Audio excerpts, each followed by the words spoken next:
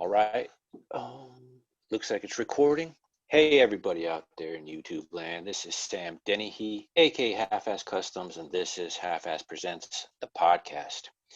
Um, little PSA to begin with. I've noticed in my past videos, and other people have commented that the way I have this Zoom meeting set up is if I'm talking or somebody else is talking, the camera focuses on them. And if that person is trying to show a little car, and then I respond to that little car as they're showing it, the camera will focus on me and lose what that person's showing the car of. So when our guest starts to talk from now on, I will kind of pause and not respond as they're showing it, so you all get to see what they're talking about. And this is the first video that I'm going to do that with. So with that being said, our special guest today is Mark.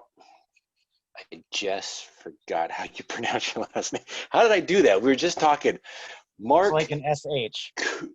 Kunizet. Kurasz. Yes. Kurasz. Mark Kurasz. Mark Kurasz. Kurasz. Kurasz. Yep, We Kurasz. were literally just saying this 4 minutes ago, and I forgot that quick. Perfect husband. Perfect husband material. Anyways, Mark Kurasz, why don't you tell us a little bit about yourself and how you got in the hobby? Well, I'm 44 years old. I live in central Wisconsin. I've pretty much been into the hobby my entire life. My grandpa always had model railroads when I was a kid, so I've been around them as long as I can remember. I was never really into the trains as much as I was the buildings and stuff. And the vehicles is actually a newer thing to me. I've just gotten into building the vehicles about the last 6 years or so. Otherwise, I did a lot of 1/25th scale models over the years. I've done all kinds of different models. I enjoy building anything. That's awesome. Yeah, I started with the bigger scale too, as you may have heard in the other podcasts. And then I jumped to this scale. And then when I realized what I liked to build in the bigger scale, nobody was really building in this scale. So I thought, how cool is that? And then when a few people jumped in and started building what I like to build as well, I thought, how awesome is that? I don't think it was my influence. I think maybe they just always had it in them and just never decided to do it at that time. But I think it's cool that it seems like what you like to build is, for the most part, what I like to build. And there is a few others that like to build that too. So it was pretty neat that you did that when you were building. Um, and yeah, I've always admired that since you started posting your little hot rods or your little custom cars. I thought that was pretty neat that you did that as well, or that you liked to do that. You actually inspired it. I saw you doing it, and I thought, you can build hot rods out of these? I'm in. Awesome. Yeah, I don't, it's so funny. So I think I've been into this scale for 8 years, maybe. And when I first got into it, people dabbled into it. They didn't focus solely on hot rods or customs. So that's what I did in the bigger scales. I thought, well, I've got this side of the market covered. I wonder how many other people are doing it. And there was like a handful across the world. So when you jumped in, I think Russ Campbell tried to do it, or maybe I just built the cars for him. I know Louis did a couple cars, and then I Kevin know Morris. Chester did them. Yeah, Kevin Morrison's tried to do them, but he does a lot of different scales, and he's all over the place. So it's hard to seem to keep his focus on one car to finish, even though it's so small. It seems so easy to do. He's so all over the place with his scales. It's hard for him to finish his little cars, basically. Yeah, I understand that. Um, but yeah, I know Chester Fleming. I think that's his last name.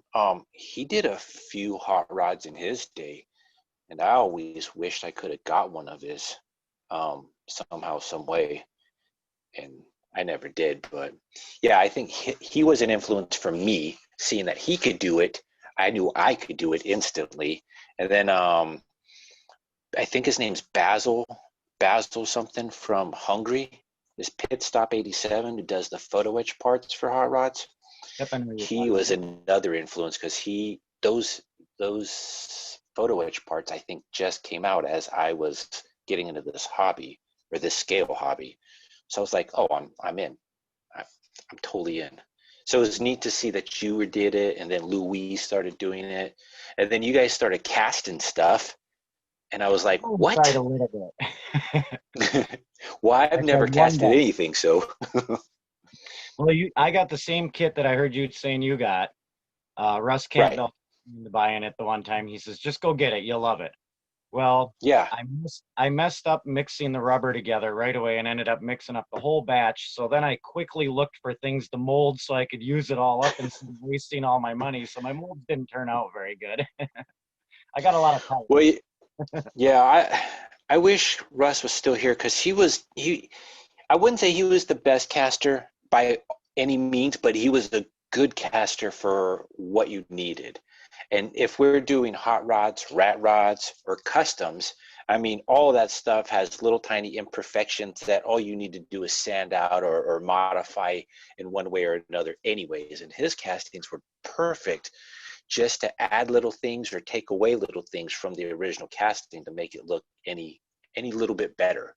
Like if he was missing the bumpers, you could literally add a different kind of bumper on there to make a custom little car out of it. It was, The I liked his 53 castings. Chevy. He has the 53 Chevy cabs. He didn't have any bumpers for him, so I would always make my own bumpers for him. A lot of times the grills weren't quite detailed right, so I'd just sand the whole grill off and make a custom grill in it. Right. I always, Yeah. I always had fun with his cars. They were easy to customize. Yeah. I miss him. Definitely miss him for what he was able to offer us. Um, and there's not a whole lot of people now, like as current right now, offering just the simple castings that he would make. I know Louise doing it, but he's not doing like a full time. He's kind of just doing it spare time now, I guess, with the quarantine or this 2020 year has started. And With his that trans. interview I did with him, it's not all the time that he's doing it, so it's not like a full time business, obviously. And then I know like Mike Buddy does like the 60s and 70s casting cars, and John Tyson does same era of cars for the most part. But just for the basic solid car that all you got to do is like a little bit of work, just basically paint work, maybe a little modification here and there.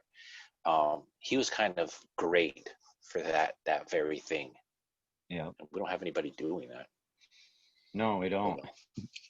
It's funny because I still have sitting right next to me all the time two of his castings that I still haven't done anything with. They're just sitting here collecting I still dust. have some too. Actually, here's a 53 Chevy I started working on earlier today. Oh, Chop the top, nice. put the spare tire on the back. I gotta. Awesome. I'm out of putty though. I got to putty over the wheels to put the fender skirts on. I just put putty right over it and then paint over it.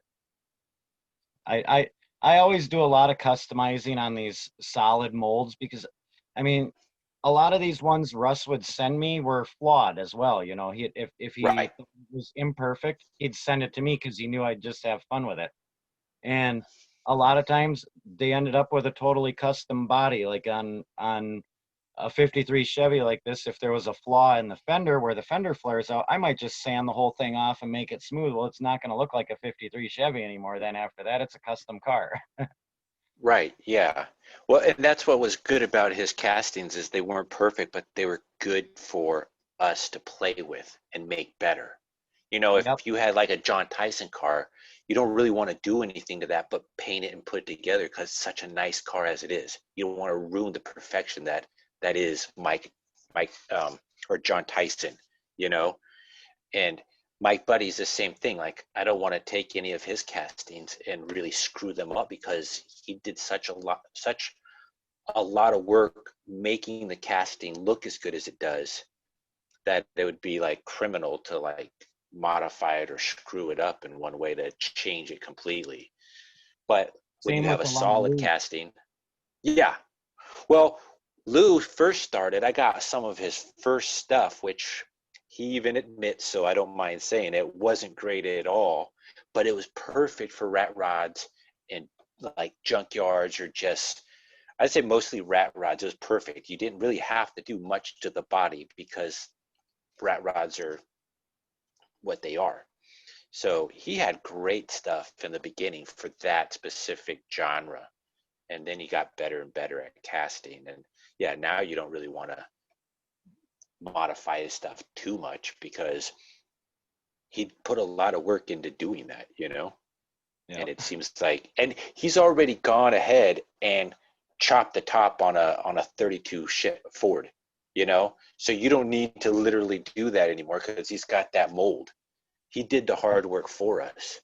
I think I got one of them sitting around here somewhere. I've got a lot of them Yeah, sitting somewhere. I think that's the one with the chop top. Uh, Probably, yeah. Doesn't look full height. Well, a stock one, I think, would have a much higher roof. Well, I wouldn't say much higher, but Right, it does. It looks chopped, but not heavily chopped. Just a little right. bit. Yeah, the first time I ever worked with hollow cabs was your last rat rod build off last February, I think it was. Yeah, it was in the beginning of the year. Yeah, and I ordered a few kits from Lou, and like there was this truck here. I chopped the top on this one. I don't know if you can see it very well, but I had chopped the top and chopped it a little more in the front than in the back, so it was raked down a little in the front. But I had a lot of fun in that build off. I didn't really fully finish any of the four models I started, but I came close. Hey, close is better than not getting it anywhere, even started. Some people didn't even. I know Kevin Morrison was starting his and then never did an update, never even came close to finishing. He was still in the right starting phase of it. And it's still, I think, probably in the same situation now. So, yeah, at I least you came close. I know I used to build a lot of them for Russ Campbell because he said not many people wanted to buy the kits. They wanted to buy them built. And Russ Cheap loved people. paint jobs I did and the jobs I did building them. So Russ would send me big bags full of the cars. I would build them, Yeah. send them back to him, and he'd sell them. And Yeah. it's actually kind of a shame. The majority of the models I've built, I have no idea where they are. Yeah, I know. I was looking at I had a picture of four of them I built at the same time for him. And I sent him that picture in an IM. And I was just thinking, God, those came out so good. I really want to know where they went because it would be awesome just to have them back. I know I'm But really looking to. I had one of those '53 Chevys that I did, and I had a custom grill on it, and I had a nice blue paint job on it. yeah, I remember that one. Yeah. Yeah, I think you saw that picture earlier today in the one group. But Yeah. I lost that car. I have no idea where it is, and the only thing I can think of is I must have sent it to Russ because I remember he said he wanted to mold that one when I was building it. He wanted to make a mold of that Oh, because I had nice. chopped the top and put a visor above the window and a lot of Yeah. custom work to the body on it. He wanted to make a mold of it, and I'm guessing I probably sent it to him because I can't find it anywhere in my house. Yeah. It's really too bad. And I wonder like when we get to that point in our life, what's going to happen with all our junk hobby stuff laying around everywhere. That if we're going to be smart enough to like kind of do like a wish list, like once I'm gone, I want this pile of crap to sent to this guy and this pile sent to that guy, and it's all packed up and ready to go, like just make sure it gets out there so it's not just thrown away or put in a yard sale for like 50 cents for $100 worth of cars. And Russ probably had little bits and pieces from a lot of people because everybody was sending him stuff to mold. Right. Yeah, I know, like my deal with him was you send me two castings and then I'll send you one back built, and I'll keep the one for myself. That was our deal, and And that's what he did. he was so proud to have your builds. He loved Yeah, them. yeah, it was, uh, yeah, it was cool. I mean, I really wish now that he's not here, I could get those back. But at the same time, I mean, they were never for me; they were for him. So I hope wherever they are, at least maybe they're on display somewhere, or somebody's getting enjoyment out of them. Yeah, I I say doubt the they same are, thing. but A lot of the stuff I sent him too, a lot of my best builds, Russ didn't sell, he kept. right, yeah, yeah. And then it's so funny because there's only maybe two or three people that ever show periodically. They pop up like flashback to this, that they'll show what I've built them on one of the Facebook groups that we're in. And it's like, oh, cool. I'm glad that you still liked it enough to share it. Oh, this was built by Sam Dennehy 2 years ago, whatever, There's only like two, three people that do that. The rest of the people I've ever sent anything to or built something for, they never even post that they got it. So who knows if they actually liked it? I mean, they loved it when I sent them the pictures of it, but they never post like it laying on their layout or in their display case or anything. So who I know knows?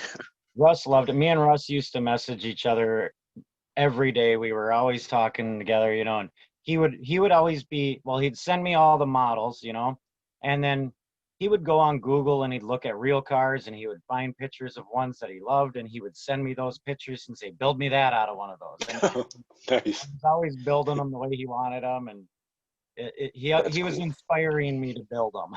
I loved it. Nice. Yeah, that's pretty cool actually. It would be neat that more people, I guess, enjoyed what we'd enjoyed, building something different than, you know, leaving it just stock and kind of boring, but giving it an attitude and a custom look to it. It'd be cool if more people liked that sort of thing, and saw that there were top people doing it, like a handful out of the whole world doing that, and said, hey, I want you to build me something like maybe once a month or once every 2 months, and I'll send you this kind of money or whatever. It'd be neat if we had that kind of following and clientele for custom cars. I know me and Russ always said, wouldn't it be neat if all of us from these groups could get together and build a big layout together? That would be awesome. I just saw and he won't do the podcast. He's old enough to where I think he's in the mindset that he doesn't want to even understand how the Zoom system works. Um, but his name is Ira something. That's Ira for sure. And he's posting on train groups, and he has a layout, but he started doing a hovercraft sci-fi scene on his layout with like robot monsters and hover cars and spaceships and this whole sci-fi scene. It's really neat what he's done.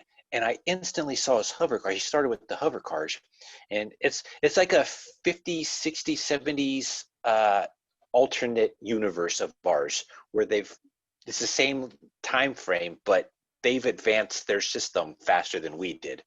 So their cars look the same. They just hover and fly, and they got spaceships and that time frame and all that stuff. And I posted in the Hot Rod Rat Rod group for custom and sci-fi. I think I probably put it on the movie TV group too. But the whole idea that he decided to do kind of what you just said, an awesome layout scene, something nobody else is doing. I Right. thought that would be awesome.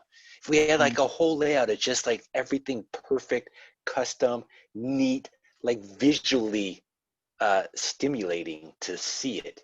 And Yeah. if it worked and moved and stuff, how much better that would be. Well, and imagine getting all the people from these groups together to do something like that. It would be the most Yeah, beautiful layout anybody's ever seen. right. Yeah. It, I mean, yeah, it would just That would be the dream. But we'd all have to be living on the same street, one house next to each other, and maybe have basements that all connect so we can just all work on ours all at the same time. Yeah, That would be really cool. I kind of doubt there's anybody even near my area that does any of this type of modeling. I'd have to drive over an hour to even get to a hobby shop from where I Oh, live. that's about me. I'm 45 minutes from, well, yeah, I'm 45 minutes from a train hobby shop, and I'm 45 minutes from a Hobby Lobby. And neither one is in actually my city. I have to go to a whole other city in order Yeah. to get to either one of them. So yeah, my city has absolutely nothing for this hobby. We have one hobby store which is just dedicated to RC cars and boats and stuff, but nothing for models, nothing for anything, trains or nothing. Yeah. And Yeah, we have that Dollar sucks. Tree and Dollar General here, and that's it. Damn. Which holds nothing but glue, super glue that you might need. That's it. Well, I quickly found out though when I moved out here that because of the lack of hobby stores, that everything would have to probably be purchased online. And I do a lot of purchasing online because of that. I don't want to Yeah. drive 45 minutes just to get somewhere unless I'm already out that way and then I'll stop by. But I'm never really going out that way because I work from home now. And if I am out that way, then I stock up when I stop at the hobby shop too. I buy a lot more than I need. Right. Well, because for one, you can run out. And if you don't run out, who knows if what you picked up you'll need in the future, which you most likely will, but maybe just not right now. Like me, I So, go through a lot of sheet styrene. Because I scratch build a lot of my parts, and I use up a lot of styrene, different thicknesses, and I mean I'll use them for bumpers on the cars, a visor above the windshield, or even build a whole truck bed out of it. Or I use a lot of styrene. that's awesome. I don't use, Actually, I use styrene, but I don't use that much. here's an example. This was one of Russ's molds, a Mac, and then I used styrene to build the sleeper, and then also the car hauler bed on it, and then I even got spare tires inside of there. That is awesome. And I'm working on more of these too. This was just the first one I built, and it's been in a box, so it's missing two wheels right now, and I can't find them. Most of my stuff has been packed away for the last 3 years, and it's kind of in rough shape because of that. Yeah, I have display cases. I just keep all my crap in, except for these modules. I mean, they're just sitting out here collecting dust, and I hate that, but I'm not trying to build a huge glass or plexiglass display top for them. So they just sit here and collect dust. But yeah, the rest of my stuff is in display cases back there or up on the wall right there or somewhere. I know I had made a thing years ago, and it was just drywall, and I painted it, like painted a road onto it and painted green for the grass and put buildings up, and it looked decent. It was nice for taking pictures. I remember that. Yeah, that was your Really in picture photo opt area. I the big remember car that. dealership I Yeah. had going there. Yep, all the And cars I that was building for Russ. and that's so simple too. I mean, if you literally just do that, it's just simple thing. And it makes such a big difference when you're trying to display photo opt your models. It does help. And it's such a simple little thing that a lot of people may not even understand. I mean, exactly how you did it. I mean, you didn't go and buy the woodland scenics, grass or the mountain range or all these buildings that you could have easily paid $200 to get just a photo opt area out of. You did yours pretty simple and it worked great. Yeah, and I mean, at least that's what I think you did. part of that car dealership was built out of foam core. There was styrene. There was leftover parts from buildings. I mean, it was a mixed match of everything. But you know what? If you didn't tell nobody that, nobody would even know. I mean, unless they toothpicked it apart and try to like see exactly every little thing you did. If you just looked at it, it looked good in the photos. I mean, I don't think anybody would know that it was a mixed match of 100 different parts or whatever. Right. Yep. If you do a good job with it, with the kit bashing, you'd never know it wasn't made that way. Right. And that's a sign of a good modeler, in my opinion. I mean, the people that can take junk, in other words, and turn it into something beautiful. And, beauty is all in the beholder. But you made something out of nothing. It turned out awesome. And speaking of that, that's how I got into doing these 187th scale vehicles. I had a lot of buildings and stuff, and then I got into that group, the magic of custom scale models. Remember Ryan Kelly? That's yeah, yeah, Another, yeah, yeah, yeah. Yeah. another person we That's lost. another one I miss. He was a master modeler in his own right. Amazing Man. model. That house he Yeah. had built, that replica of the house he grew Yeah, up of in. his house. Yeah. He had 187 scale cereal boxes in the cabinets in there. Right. It was Yeah, amazing. I was explaining on one podcast, I think it was on one of the podcasts, he built a road, and he built it like they build actual roads today. Like digging out the foundation of the ground, laying the gravel, then laying the concrete, the rebar or whatever, and then laying the cement or how, whatever his road was, either as Yeah. tar or cement. But he did it the right way, like you would today. And that's so much extra work for no reason. But he has that skill and he made it look real. Yep, I remember that. And I remember he also built a barn. And yes, he put every stud in that barn, even though he could have just used sheets for the walls. Nope, it had all the Right. beams inside it and everything. Yeah, he also is doing HO scale, no, 187 scale, HO scale train set tabletops.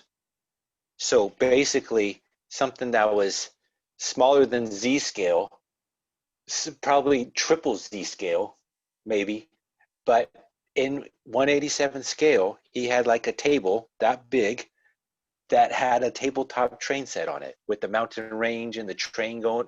It wasn't Yep, I moving, but it remember was that sitting on the too. table. That's amazing. Yep. Yeah, he he is actually how I met you and Lou and Russ, Randy, Hanna, all the guys that were in that group. Uh, I met Ryan in I think it was the Model Railroad Association group. Okay. And I was, at the time when I met him, I wasn't messing with any vehicles or anything. I was having fun building HO scale skyscrapers. And I had some of them that were about 6, 7 foot tall. So Jeez. they're about 40-story buildings in HO scale. Wow. I was building those out of foam core. And Ryan saw those that I was building and he says, "Hey, you should come join my group." And he sent me an invite. And then I just loved that group. All you guys that were in there were a lot of fun. You guys were doing build offs all the time. And Yeah. you guys really got me into the hobby. I loved it. That's awesome. I'm glad that some of us or all of us can. I mean, that's kind of what this whole hobby's for, is to help and inspire others to show what can be done, even though the scale is so tiny. Mm-hmm. And that's what I try to do every time I build something. I try to show, yes, you got a model kit that came in a box and it came with all the parts, but we're going to take half of those parts and throw them away and modify it and make our own parts to make it even better. And a lot of people look at half of my builds and you think that was maybe impossible in that scale. But, if you know what you're doing, if you're a good modeler, you can pull it off for the most part and make it look so much cooler than ever before. And I We think all you've have done that a fails. lot of times. I've had plenty of models I've started to and just never finished. Like, nope, that one's a fail. Give up. Sometimes they just don't go the way you want them to.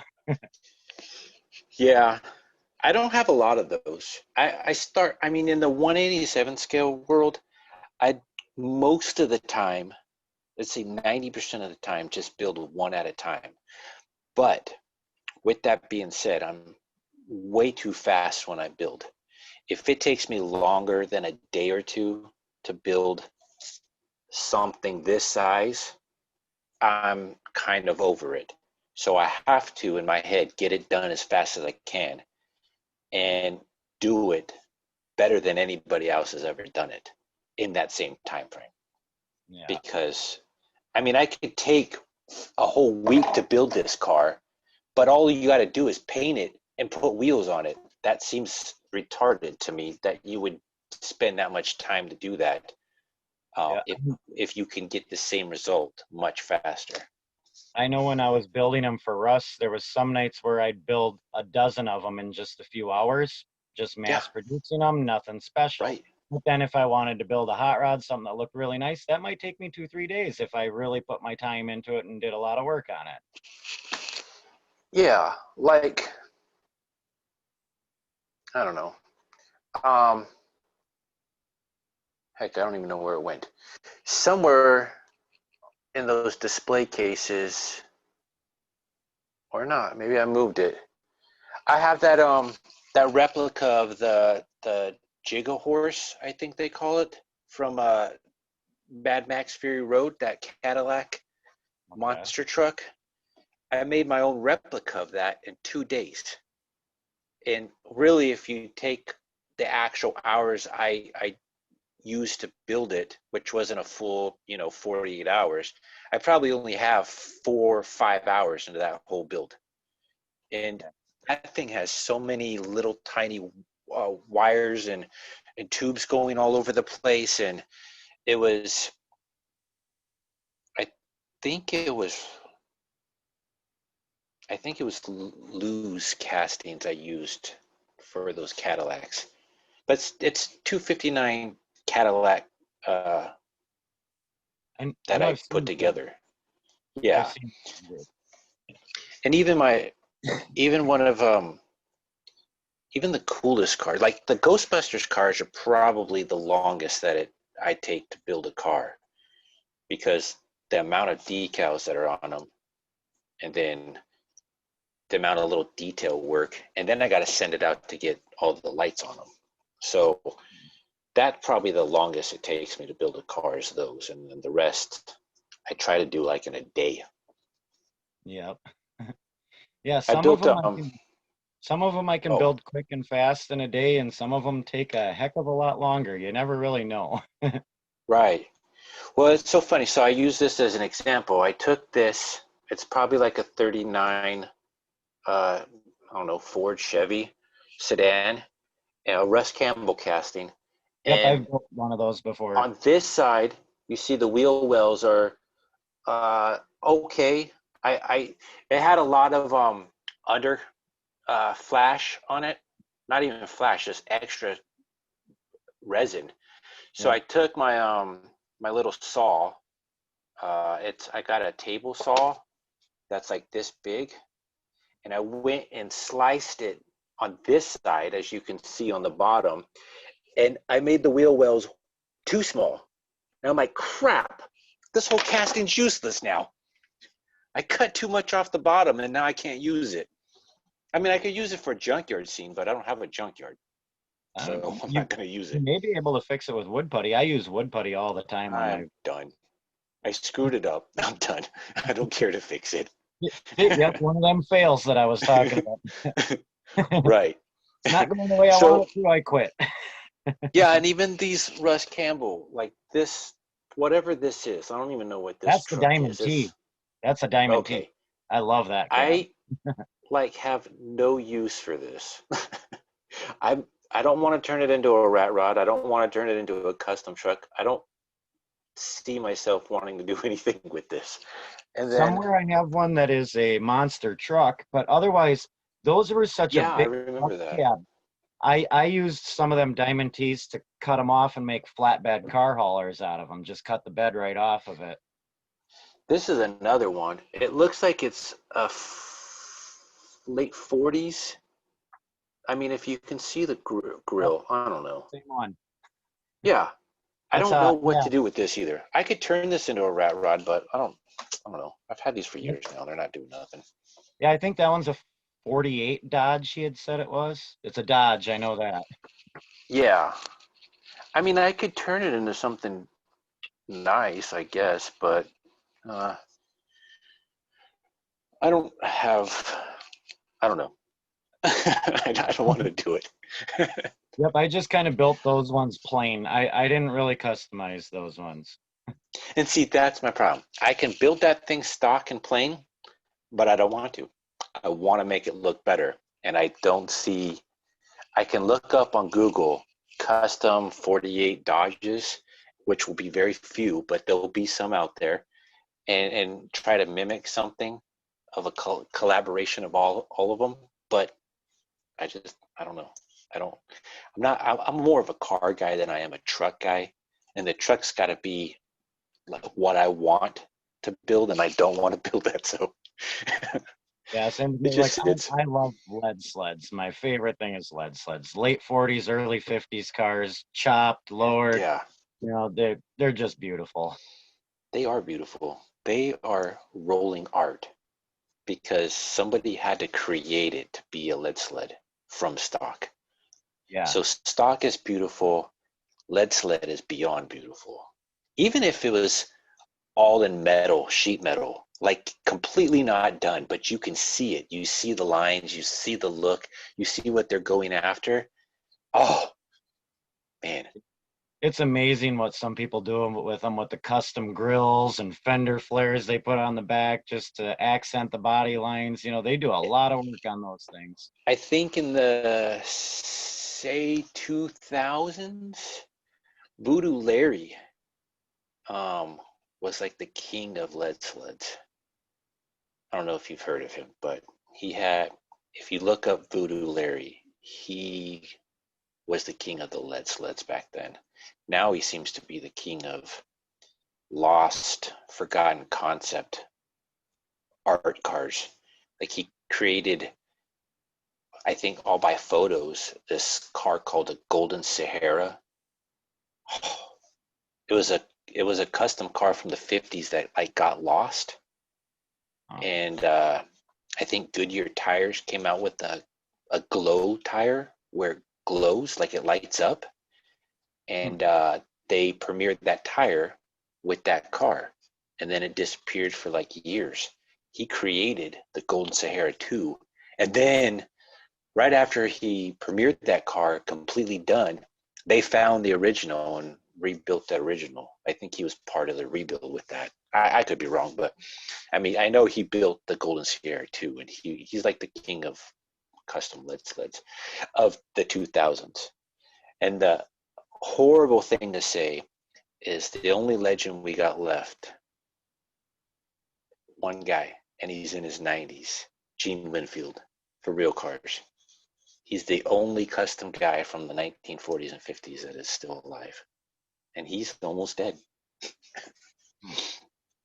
But Well, yeah, that's like you generation. said, lead sleds. That's the George Barris, Gene Winfield, all the greats that built lead sleds and pioneered and made them perfect.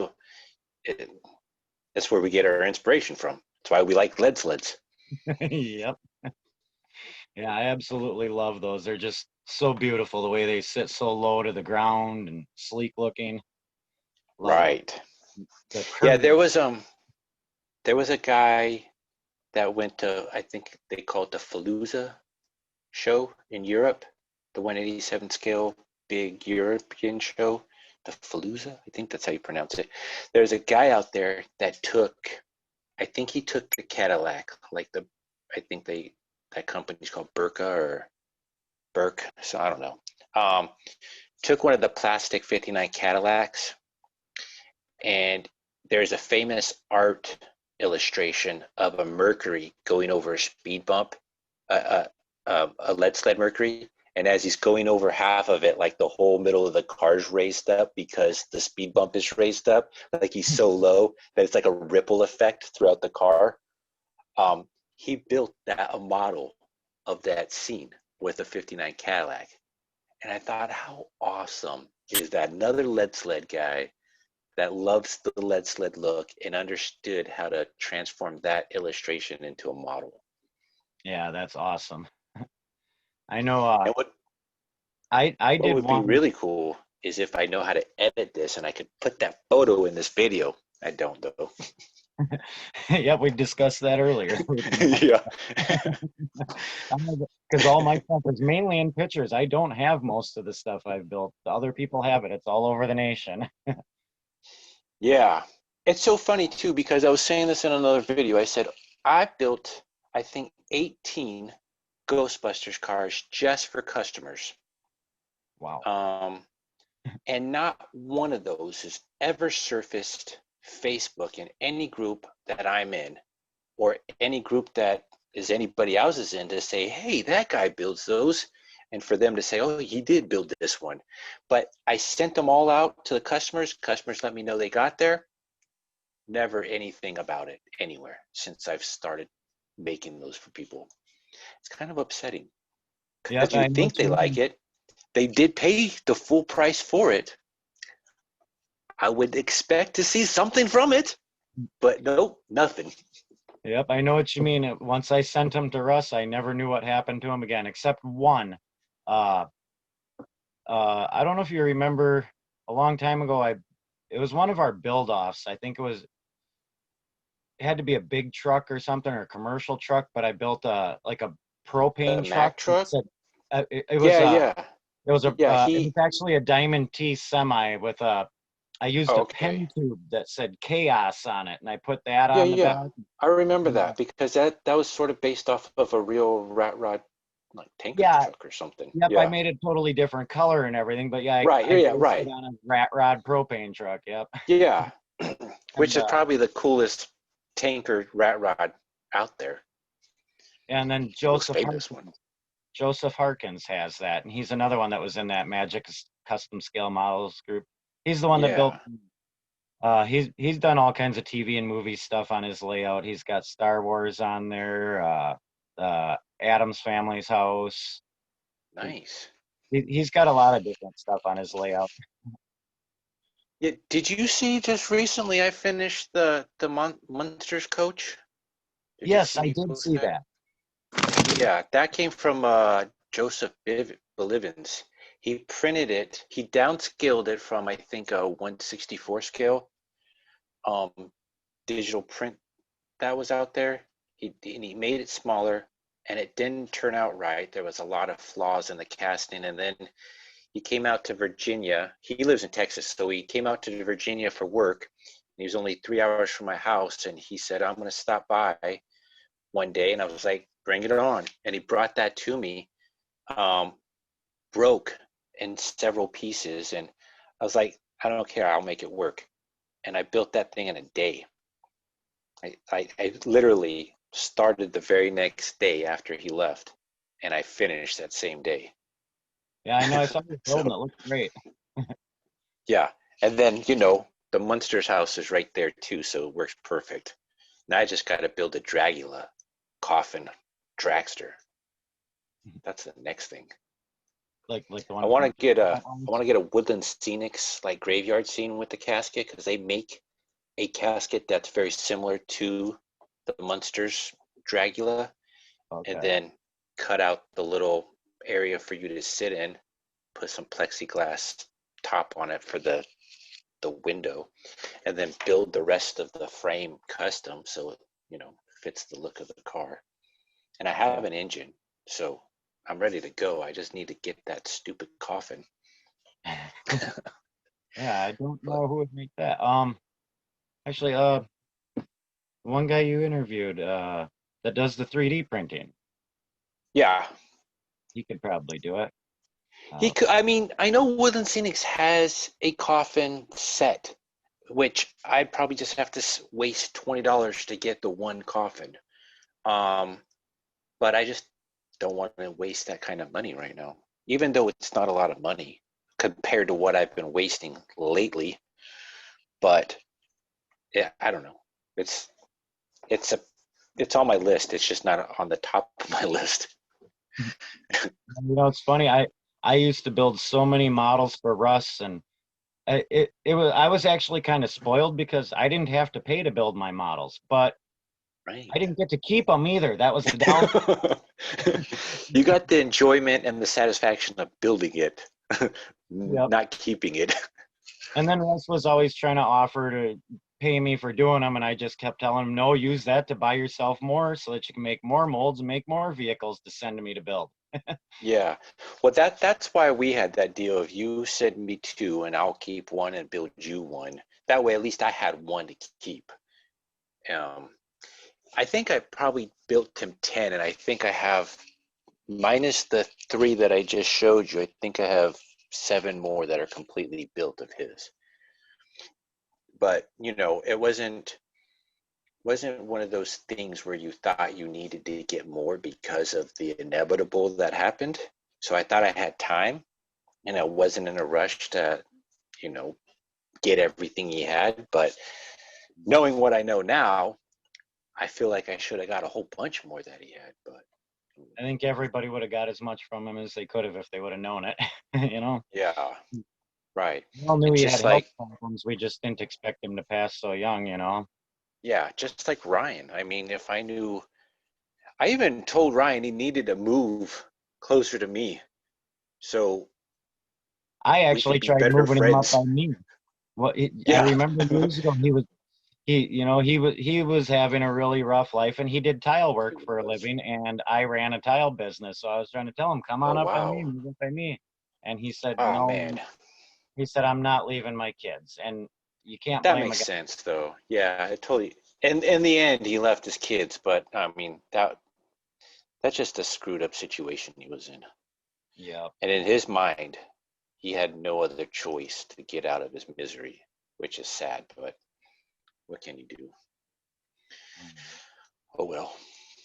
You just have to look back in that group and see all the cool things he built and wonder whatever happened to them. I was actually looking back in that group again today. Right.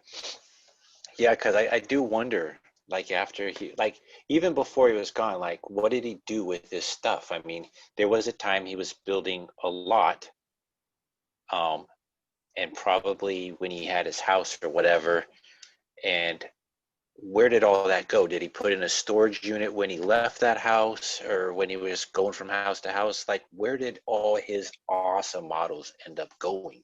I Did know they he was just get thrown putting away in the trash? he What? was putting them in storage off and on when he was between, if he was moving or something, he put them in storage for a while and then he'd get them back out later. I remember seeing him get them out of storage a couple of times, like that house So, that he built. so here's my next thing then. I bet once he passed, somebody got a hold of the storage, whether it was his wife or ex-wife or his oldest daughter, or maybe nobody went and it's just, like the Storage Wars TV show where they see a half empty storage unit and say, get all this junk in here. And then it just probably got thrown away because that wasn't stuff that, a pawn shop would use or try to I'd be sell. ashamed if any of his builds got thrown away. He did beautiful work. Right. He Well, had that NASCAR racetrack that he did too. Remember yes. all the NASCAR cars and He everything? he was amazing. He was amazing. I put his modeling skills up to like William Radcliffe's modeling skills because William Radcliffe has like this triangular bank shot of an Indy car racetrack, or it could be a NASCAR, and 3 Indy cars on it. And I think he built that the same time Ryan was building his. And I thought, how awesome is that Ryan, with the situation he's in, could still build something to the caliber of somebody that's not in that situation. With all the drama that Ryan was going through with his kids and his financial situation, all that stuff, he still built like beautiful artwork and all of the pain and crap he was dealing with. I And think they people did. that don't have any of that can build that same level. But to have him build that same level and on top of the crap he was dealing with, It was his he was a master modeler. that was his escape from reality too. I think it was the Oh, one probably. I time. think that's all of our escape is modeling. Yep. I agree. I wish I did it more. I need to get into it more again. Well, I think you will. I mean, Heck, you just started that other one today, you know, Mm-hmm. from a little tiny retirement that got you Just from back. watch, just from watching your podcast, it made me decide to pull everything out and start building again. Well, and that's, I was talking to Bob Johnson um, a couple months, no, a month ago, and he's going to be on an upcoming show here, hopefully soon. Um, and we were talking about how the format of this show, my podcast, and he had some questions. And I said, well, the reason I do it this way is I believe that half of the viewers are not actually viewing it, they're just listening to it in the background.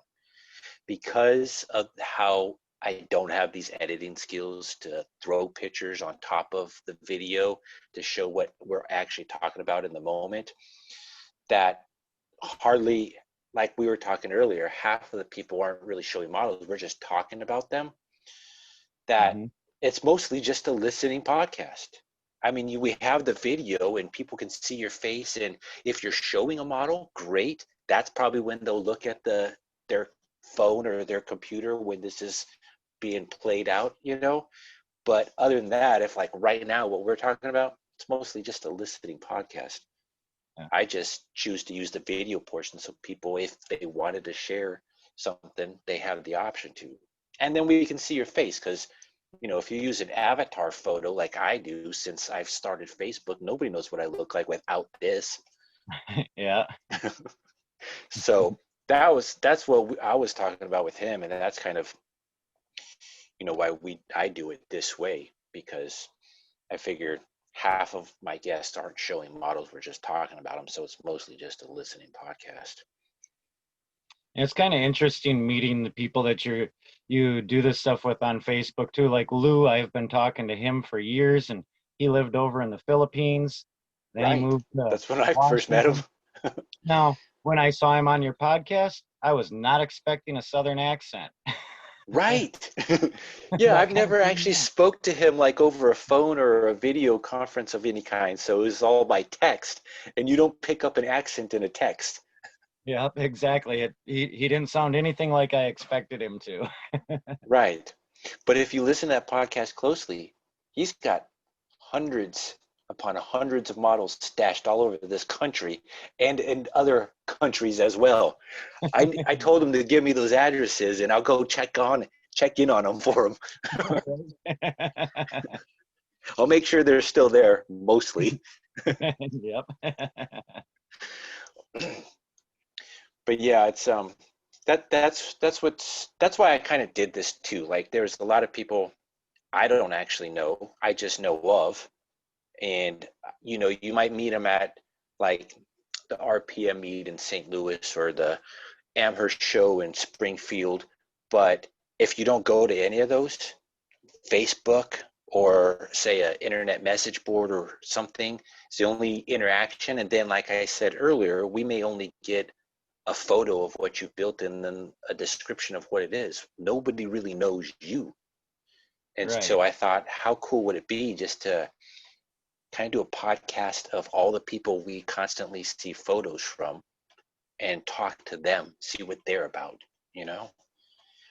It seems to be pretty positive. I haven't had anybody give me bad remarks on it, just maybe tips and tricks. And then like Bob asking why I do it this way compared to another way. But yeah, it seems like I get pretty good feedback on it. I mean, like you were talking to me earlier, saying you've watched this one and this one and this one, and then you started commenting on them. So that was pretty cool. I watched one yesterday and I got hooked and watched like 7 or 8 of them. Yeah. I spent most of the day and night watching them. Well, good. I'm glad. Thank you. That's kind of what this is for, too. I've talked to a And lot of these people in the groups over the years, and it was really neat getting to see you and them talk, and getting to know a little about everybody. yeah, it is funny, though. I don't watch my own podcasts. I can't stand the way I sound. In my mind, I sound like I have Down syndrome, so I don't want to listen to myself. But when I hear you talk, like you're talking now, you sound the same way as when the video is playing. So I don't watch the video. But I hear a quarter or half of movie stars don't watch the movies they're in because they can't stand the way they look or they act or they sound. So I kind of have that same thing. Yeah, I know anytime I've ever heard a recording of my voice, I don't think it sounds anything like me. Right. Not the way I Yeah. hear my voice. It's funny. I was listening to, I think I was watching a Joe Rogan podcast a year ago, and he had some lady on that explained. I don't know what the podcast was about at that time. It was too far gone since I saw it. But she explained on how our brain perceives the way we talk when we're speaking, but when we hear it, it transforms it into something else. And there's something about the way your brain does that you can change the way it works, but you have to train it to do that. And 90% of people aren't doing that. So a lot of people don't like the way they sound. And I definitely is one of them. Yeah, I guess it doesn't really matter to me. I don't care what I Right. sound. Yeah, I mean, obviously I'm still doing these podcasts. So I clearly hope that people don't mind the way I sound. And nobody's ever said anything bad about it. In fact, I was at work one day and they said, "You speak so clearly and I can understand everything you're saying. You should teach for a living or do seminars. You should stand up in front of people and talk." And then I hear myself. I'm like, "Are you hearing what I'm hearing? Because clearly this is two different people." Oh, watching your videos, I think you're doing a really good job. You are crisp, crisp, clear voice, easy to understand. You don't leave dead air space. You keep everything interesting. You've been doing a great job with these. Well, that's awesome. Thank you. I try. I try to make it. I try to make it good for the viewer, for the person that's listening to it. And that's why I try not to leave dead space, so people aren't just hanging on, thinking maybe however they're viewing this off of their computer or off their phone is buffering or something. I try to keep it going and going. Like there was a few podcasts just recently where the person's getting up and leaving, and so there wasn't dead space for that. I try to talk over that and explain whatever was happening or whatever I wanted to say. So it wasn't just, "Hey, hold on, let me get this model," and then 30 seconds later they come back and talk. I throw something in there, but yeah. Really good. William Radcliffe, he was trying to go behind and use his Right. cell phone, and the audio wouldn't work for him. Yeah. Yeah. And then John Howard, I don't know if you saw that one. He's a specialist in the LED world of this hobby. Haven't watched Um him. it's a listen video. You don't have to watch any of it because he said before I started the recording, he says, "I live in the middle of nowhere. So I have two bars constantly. So I'm surprised this is even working." And I was like, "Cool. Well, whatever happens, happens." And it's like he was just stuck in a frame for like minutes and minutes and minutes, and then it would move one frame, and he was stuck there for another few minutes, and then it would move here. So yeah, there's nothing he's showing, but the audio is good. So that's a listen podcast video. You don't have to watch it. I noticed though with some of the guests you've had, they've shown more things, and though I loosely watched the videos, like you said, I listened, but Yeah, the right. ones And that were that's how I showing things, expected. my eyes were glued. Right, right. Yeah, and knowing what I know now of not speaking when the person's showing it, I should have been doing that long ago. So you can see more of the person's model. But I know now. So, but that's cool, man. That's it's neat that you're into it. I'm glad that just listening to the podcast inspired you to get back on the bench and start building something else. Um, because this hobby definitely needs more people like us building outside of the box. in making it cooler than what it already is. Because there's plenty of people out there building it for just what it is, because that's what they like. And there's no fault in that. But if you can make it look better, you can make it look different, then it's even more better, you know? Yeah. Yeah, I guess maybe for some of the people who haven't seen me in the group since I haven't built much over the last 3 years, I could show a couple of things here. Like I was having fun for a while building drag suits. I'm not sure if you can see that, but this is I think this was 70 Cutlass. This was a Russ Campbell casting as well. Um, this is actually a blower that Russ molded. I cut it off of a toy that I had found and sent it to Russ, and he molded it, and I put that on there, and I used styrene for the wing on the back. And then with these block molds, I take wood carving tools and I actually carve out underneath. And then I use dump truck tires and sand the groove out of them to make my dragster slicks in the back. And I made, let's see, there's that Cutlass. I have a 55 Chevy somewhere. I don't know if I have any of this stuff near me. Yep, here's the 55 Chevy. I think you've probably seen the pictures of this one where I had the cotton ball stretched out onto the tires doing a smoke show. But, Yeah.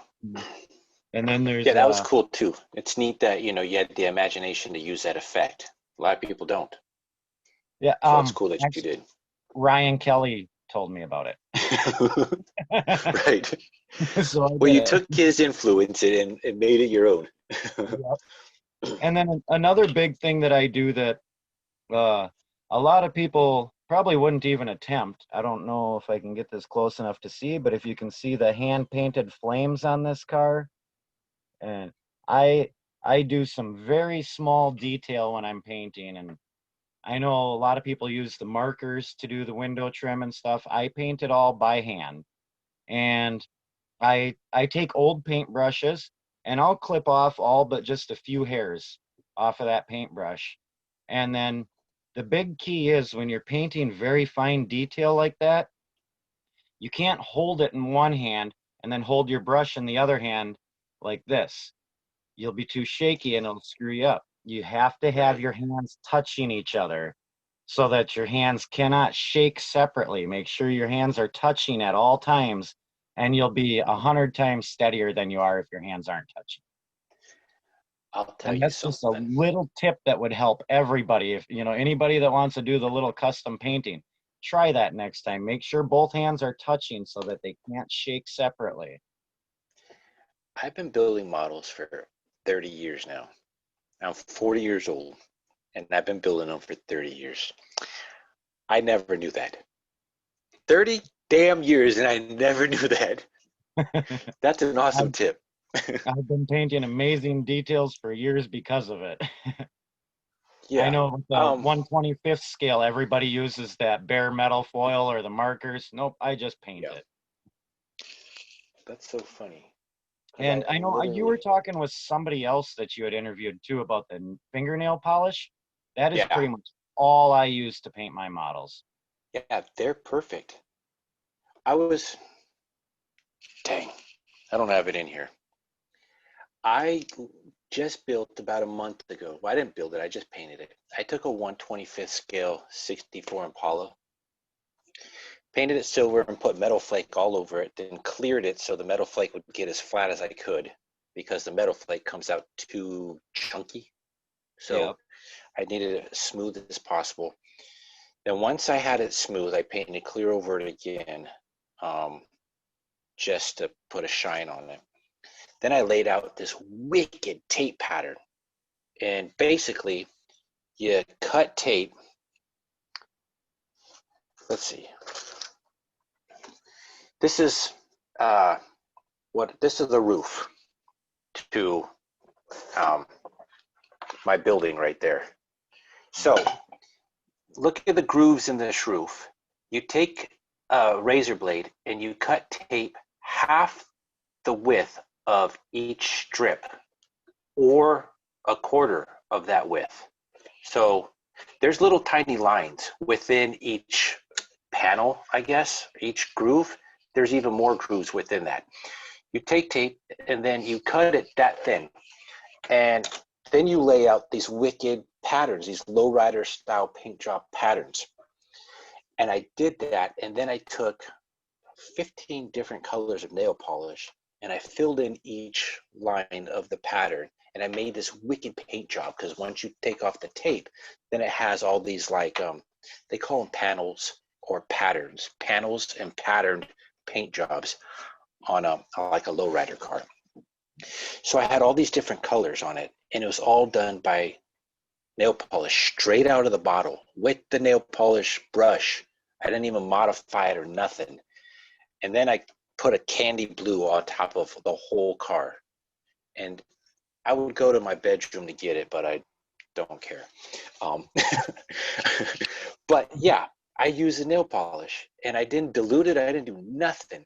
And that car came out amazing. And that was the first time I ever did that, like on a big car like that, where the whole damn car is nail polish, and then I painted a color over it. So the candy color is see-through. So all that color still shines underneath it. It just gives it a tint of blue, because I used the candy blue. I've never tried that big of a model with nail polish. I just do these little ones with the nail polish. It's a lot easier with the little ones.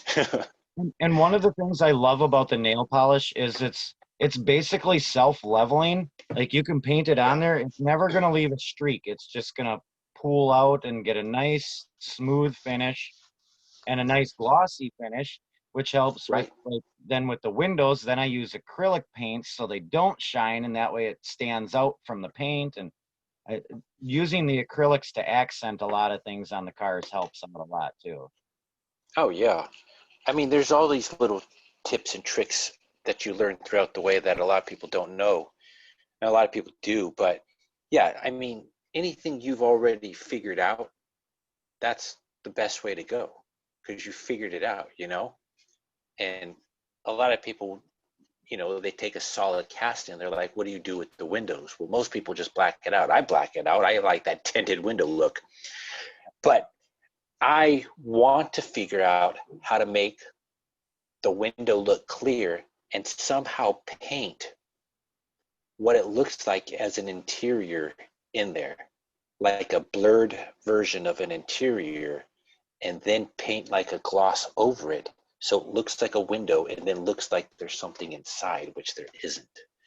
I'm not nowhere close to figuring that out yet, but that is the only way I'll paint it not black. Well, if I can figure that out.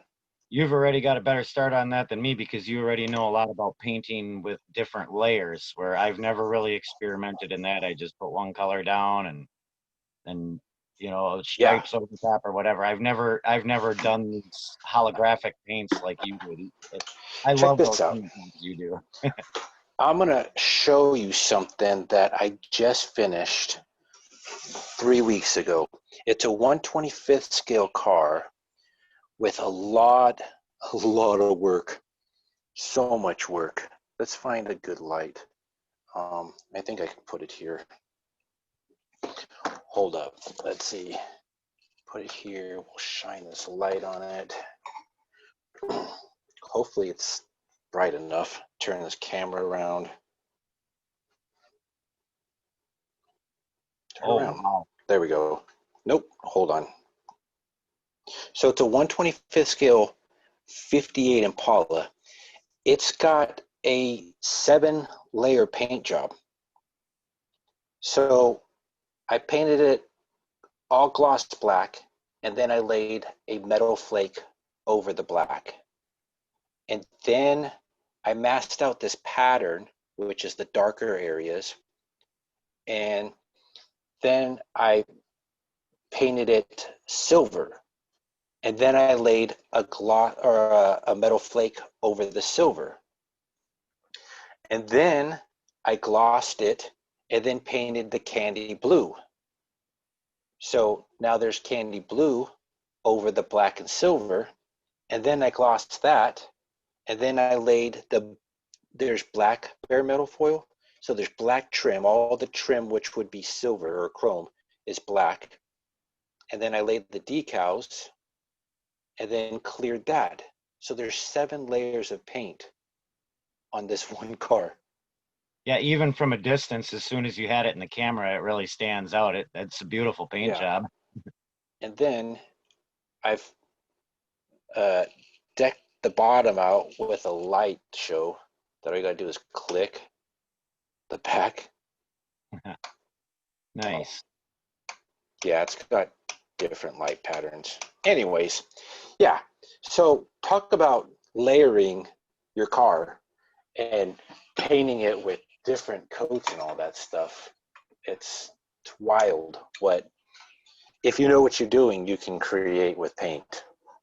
Yep.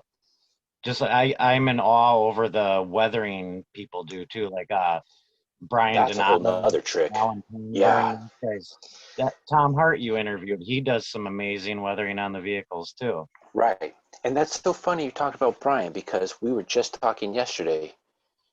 I think I was telling you, or maybe I told you today. I was talking to him yesterday, and him and his wife were watching the podcast, and his wife said, "You need to get on this podcast."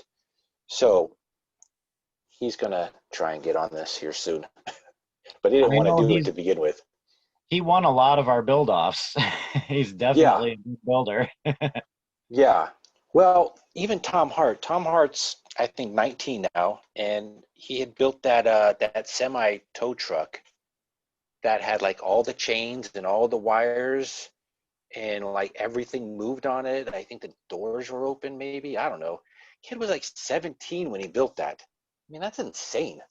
Yeah, I was actually shocked when you interviewed him because I've seen a lot of his work and I was amazed Right. that he was so young. I expected somebody Yeah. older. I wasn't that good that young, and he surpassed me. So if he keeps going, I see him very quickly being a master modeler. I mean, I think he's almost there now, but he definitely has the skill to go further, to be like a Ken Hamilton. Like that guy is 100% a master modeler. He can build I've heard any so much scale. about him. I've heard so much about him, and I don't think I've ever seen him in any of the groups or ever seen any of his work. So you're part of the Hot Rod Rat Rod group that I made, Yep. I think. Okay, a couple years ago, he created a car cruise. I think a J and K or a K and J cruise, a hot rod custom car cruise in our 187 scale. He posted a whole bunch of pictures of it, like the cars parked inside of a field with a barn, and they had like a burnout contest and a car wash. And then he built this whole diorama of moving, nothing moved, but he placed them to where it looked like it was literally going on in different pictures of cars being moved different places. Like he had a burnout contest, and then he took the photo editing system on his computer and made the dust come up behind it so it looked like it was in action, just still photos of something actually happening. He put all of the people, little figurines all over the diorama. It looked like it was a real car show. And he created that 10 years ago, I think. I think he said 12 years ago. And people from all over the world sent him their hot rods and custom cars in that scale for him to do that. And then he sent it back. And then he had all these t-shirts made and these plaques and whatever. And he was one of the biggest reasons, the hugest reasons that I build like the dioramas that I build. Because the little dioramas are mostly meant as a hot rod backdrop, hot rod custom scene backdrop, a get together place for them all to park and then hang out with. Like all my little gas stations, those are hangout spots. Those aren't actually working gas stations. Like the garages are there to build hot rods, but they're not there to serve gas. so, Right. so he was one of the hugest reasons that I build the diorama part of it compared to just the cars. And I asked him if he would build or if he would throw another car cruise.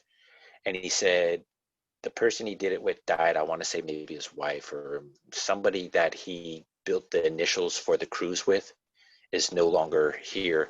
So he's never going to do another cruise.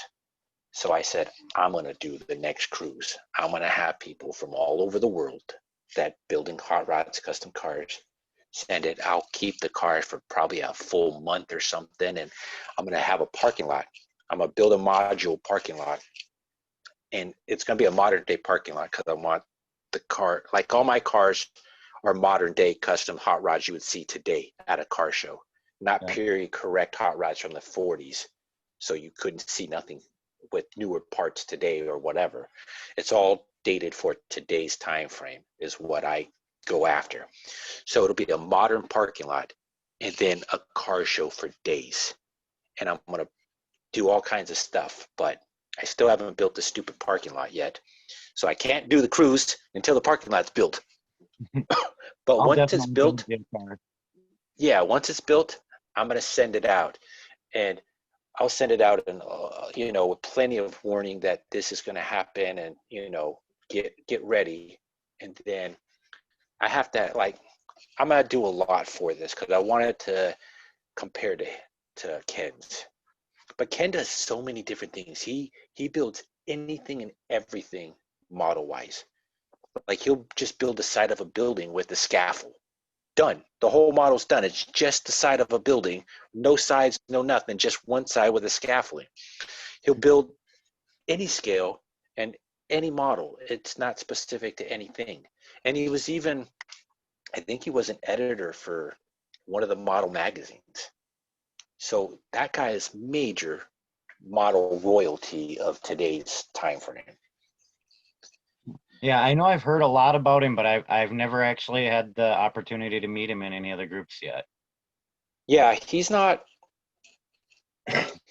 my hot rod group, but I don't think he's in any of the other 187 scale groups.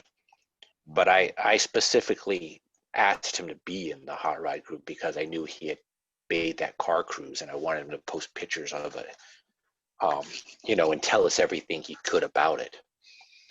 So I know he's in my hot rod group, but yeah, he lives in South Carolina, and I would love to go meet him. I'm in North Carolina. I don't know exactly how many hours away, but I mean, even if I'm 5 hours from him, I could still make that in a day. It'd And be a long day, but I could do that in a day.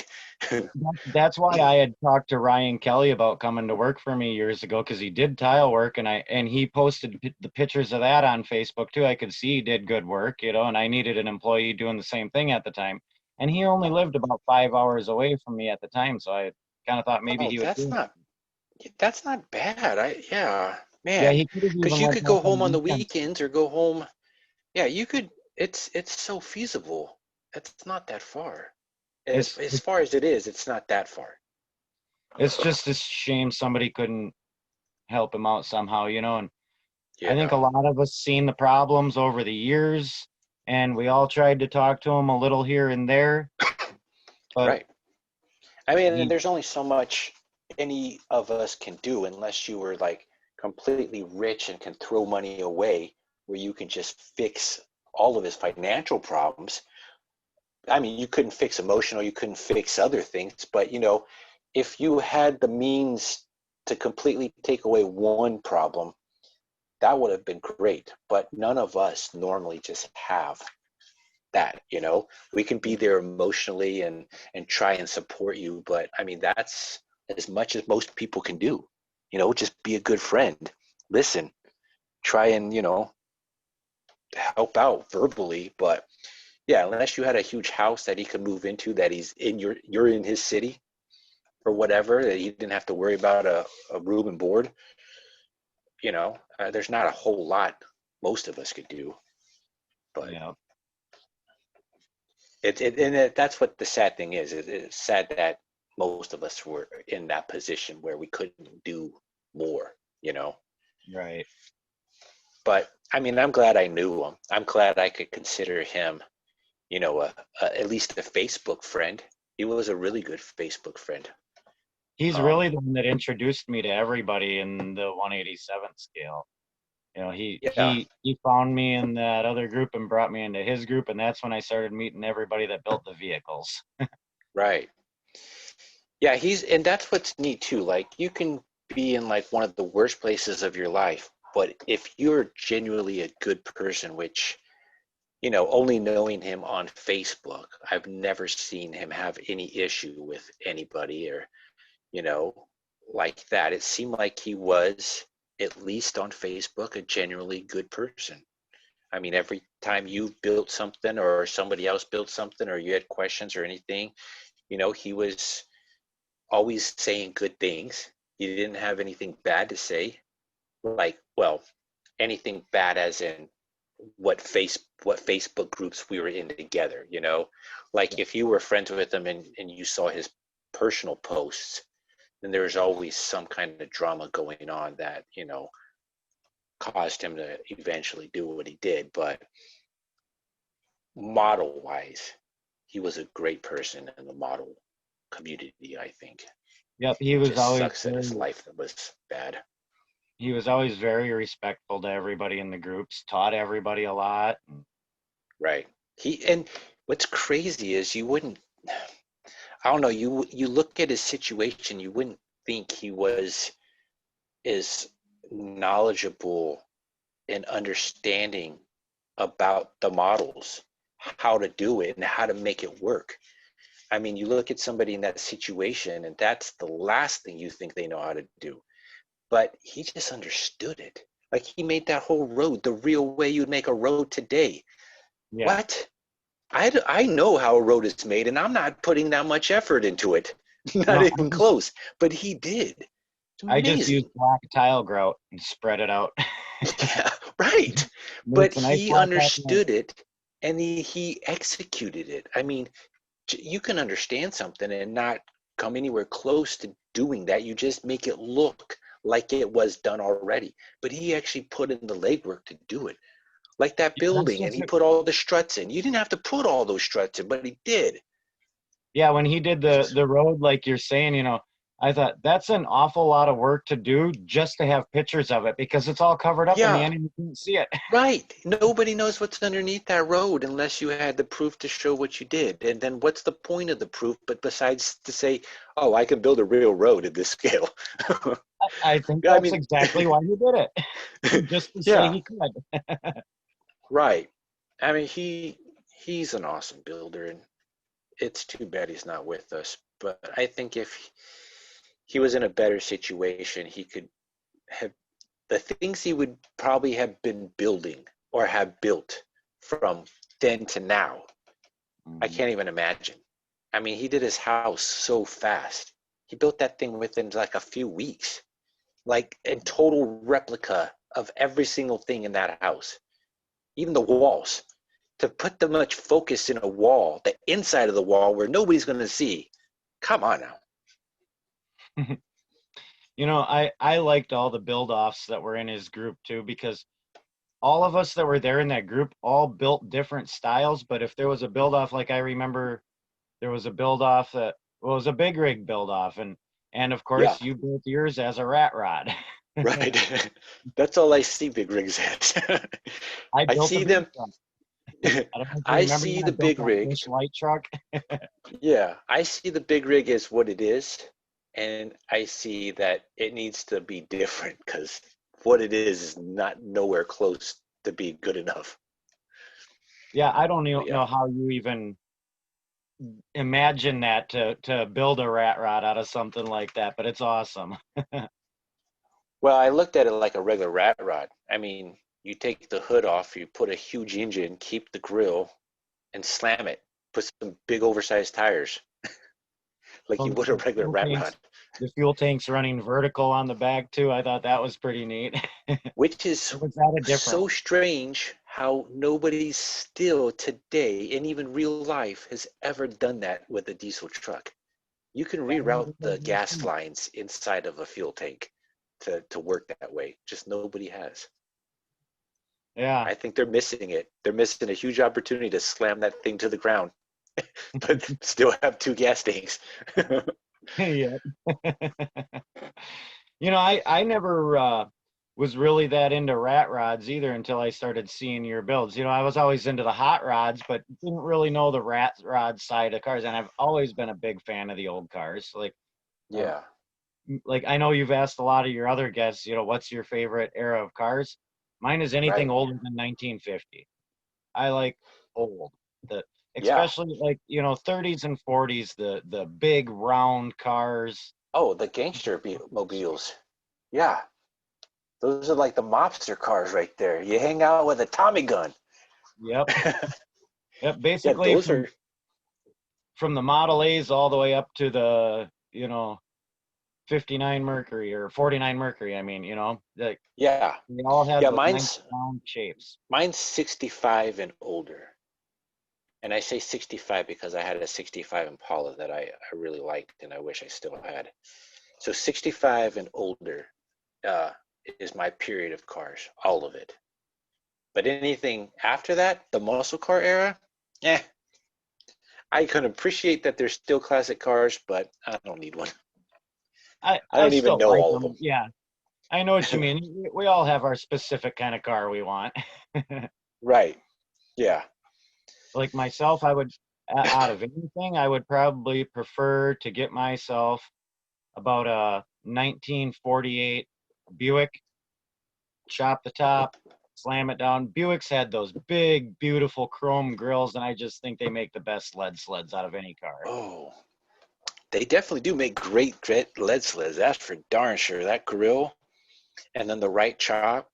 Oh, and the And if you rear do the fenders basil right, were if you do the right. The rear basil right above fenders the were, headlight, yeah, really. The rear they fenders were made to just be perfect well, and you could for. make the front of that car look like a monster trying to eat you, with the Oh, you headlights. definitely could. Yeah, you definitely could, which is so cool. Like it's so weird too. Like the DeSotos were not desirable cars in the 50s. Those are like the hand-me-down cars. Nobody wanted a DeSoto, but the grills that they came up with in the 50s are the grills that everybody uses for custom hot rods or custom lead sleds, you know? So it's so funny to think that some parts on a car are the gold standard of customs and the rest of the car is just junk. Like the little spear points that came out on the front of the old late 40s Cadillacs, that Yeah, those were right. perfect for a rat rod, Yeah, the sled or Dagmars. rat I mean, they put them on trucks. They use those just that part, that curved part with the Dagmar, and then nothing else as full bumpers. Yeah. Yeah, that looks beautiful on the trucks too. Right. I mean, the people. That's what's neat about the custom car world is there's so many things that have already been done, but so many things that are still to be done. I mean, you can like it hasn't reached its final look yet, or not look. It hasn't reached where everything that can be done has been done. There's so many things that can still be done that you just haven't thought of yet. And the people that are doing them, they'll post them online and you can see them and you're like, that is awesome. I know I love watching all the shows on TV with the different people that build the cars. I think Gotham Garage. I can't think of the name of that show. Those guys do amazing work. Yeah, no, they're cool. They're definitely cool. What is it? I think that's, isn't that what the show's called? Or no? No, the show's not called that. What is it? Gotham Garage, they have their Netflix or Amazon show because it's not on actual TV. Yeah, I can't Yeah, think of the where they do title, but they do they like the do. trade ups or something. Yeah, because they're the ones that did a bunch of rebuilds of concept cars too. Oh, Isn't that that them? one, Isn't it? Yeah. Yeah. that what is that show? That's from Galpin Ford in California, Okay. and the guy's name is Bo Galpin. He's got that stupid black hair that's always in front of his face that he can't just pull back and cut it or something. He does the concept one-off lost hot rods of the 60s and 70s and so on. But yeah, that's an awesome show. Yeah, I watch all that stuff, all of them, except for Chad's Customs. Chad's Customs is a guy based in Canada, and he looks white trashy to the fullest, like inbred. He talks it, And his cars aren't that cool either, at least in my opinion. I can't stand his cars. Yeah. Although Discovery gave him a show. So apparently enough people like his cars I to don't know where if they you've gave him a show. you ever seen Rust Valley Restorers? Oh yeah. Yeah, see, Yeah. I like their show better than I like Chad's Customs. But see, they don't actually build a whole lot on Rust Valley Restorers. He's mainly No, out buying more and more cars and not building right. much. And they constantly say that in the show. Like, I Yeah, need to sell more instead of keep buying more because yeah. I'm running out of money. But he's hooked on it and he can't stop buying. Yeah, which don't get me wrong, if I had the money, I'd be in the same situation. I think we all would. If we had unlimited money to buy anything we wanted, we'd have a whole field full of cars we've always wanted our whole life and see potential in. Yep. I think we would. I mean, I don't know. I mean, we have, how many little cars do we have that we see potential in? We want to build them. Hundreds, you know? So why wouldn't, if we had the money for a bigger car, it'd be the same thing? I think it would be the Yeah. same thing. But funny you're saying it too, because like I have a Chevy S10 and the cab is almost completely rusted out and about ready to fall off. So I've actually been out looking for an old truck from the 40s that I can throw onto that frame once that cab falls off. Yes, that's what they use too. They use the S10 frame for that.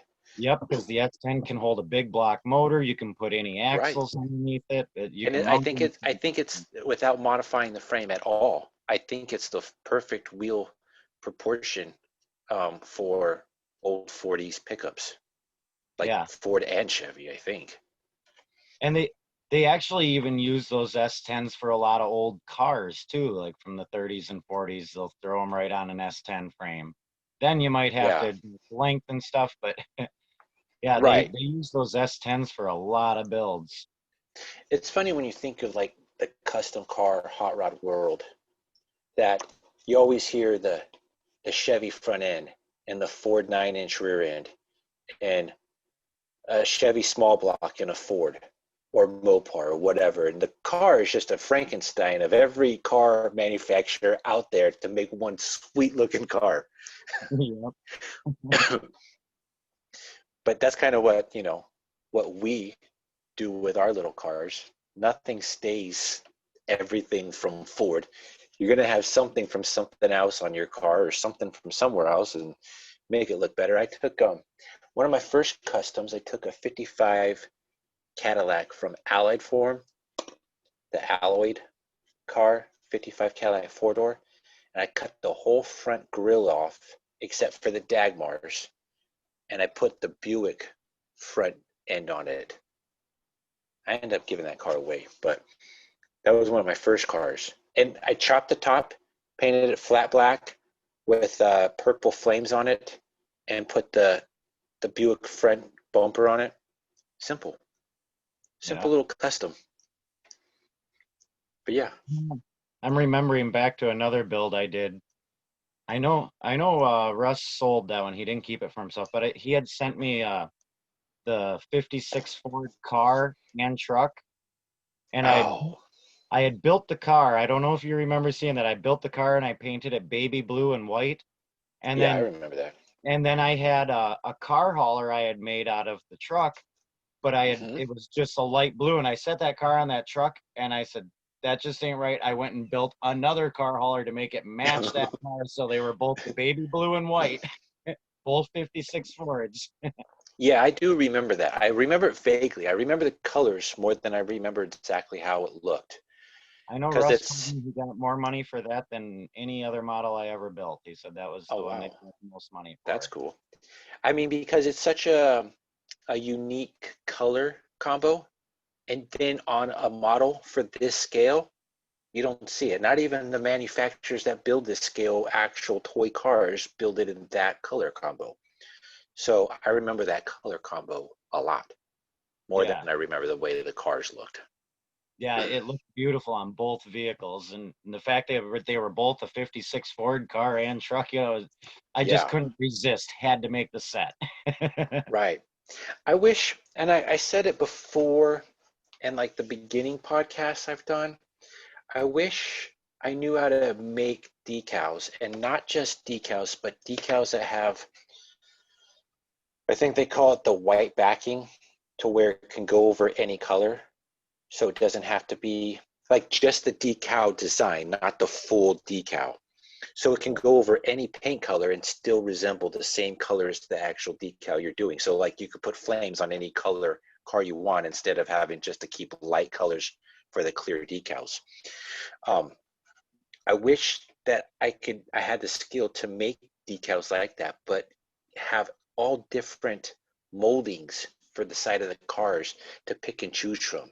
Because like um, the Mercuries have that little swoosh down the side. That didn't come from Mercury. I think that was a Buick swoosh, that side molding, and then Mercury took it over and it adopted that for their cars to make them custom lead sleds. And you're not going to be able to pull off that great of a paint job, especially with paint. Right. You would want a decal to be more chrome or bright silver or something to emulate that chrome molding, and to be able to make like molding sets for custom cars, I think would be awesome. Yeah, it would be really neat. Because I bring that up because on a station wagon group I'm in, for a regular 1-1 station wagon group, there's a guy that took a 1959 Chevy station wagon. I think it's a Brookwood station wagon, and he used 56 Chevy moldings for it. So we had to stretch the molding out, so they're custom made, but it resembles the 56 Chevy molding on a 59 Chevy. And that look is so sexy, and he's the only one to ever do that so far. Yeah. And that thing is awesome. And unless it's done so well, unless you knew it didn't come on there, you would think it naturally came on there. It's just so perfect. Yeah, most people wouldn't even think of building a station wagon in the first place, so that that makes it unique already. You don't Right. see station wagon builds.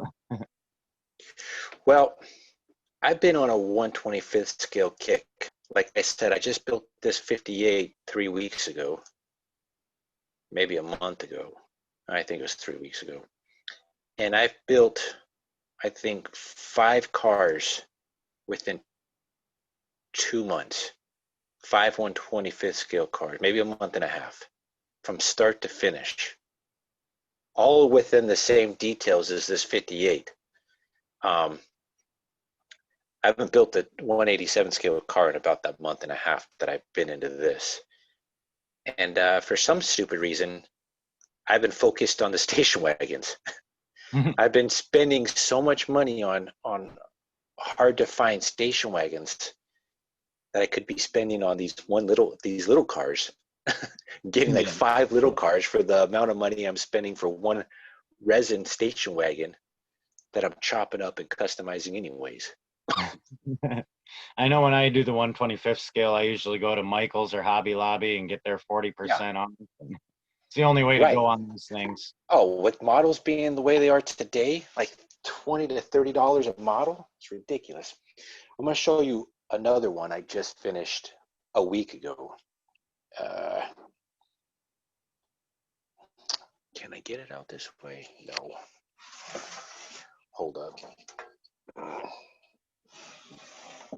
So I went on this Facebook page and found a guy that makes the 67 Chevy station wagon, Chevy Impala station wagon in resin. Well, the resin body warped so bad I couldn't really use it, and I was really mad about that. I was disappointed big time. So I went, and so the station wagon, you have to get the donor kit for it. So you have to get a regular 67 Chevy Impala model kit and use for the engine, the chassis, and everything else. So I was so mad that the body warped. I was like, I gotta do something. I didn't want to not build the wagon. So I ended up, let me turn this around, taking the donor car and putting the station wagon roof line on top of the donor car and making a 2-door '67 Chevy wagon. That's And awesome. to date, this is the only model car, 125th scale, two-door '67 Chevy that anybody's ever built, as far as I can do the research for. So of course I made it into a lowrider with the little wheels down there. But yeah, I it's love the big curve on the fender coming up into the window a little bit there. It looks really neat. yeah. So because it's a stock two-door '67 Chevy, it naturally came with this. But in the wagon version, it had this lip that like the whole thing came up to where this lip is right here. It came straight out. So being that I used the two-door, which curved down, I had to build this extra lip right here. But because it's a two-door, it has the two-door look, like body lines, perfect with just a wagon roof. Yeah, I So think out that of the, actually adds character to the body lines. oh yeah, because it transforms the wagon to make it look way neater, way Yeah, nicer. yeah, it makes it look tough. Yeah, and then what did I do for the? Oh yeah, I just put some big huge custom engine in there. I don't even know what it is. It's a toy engine that I stole out of a 124 scale car.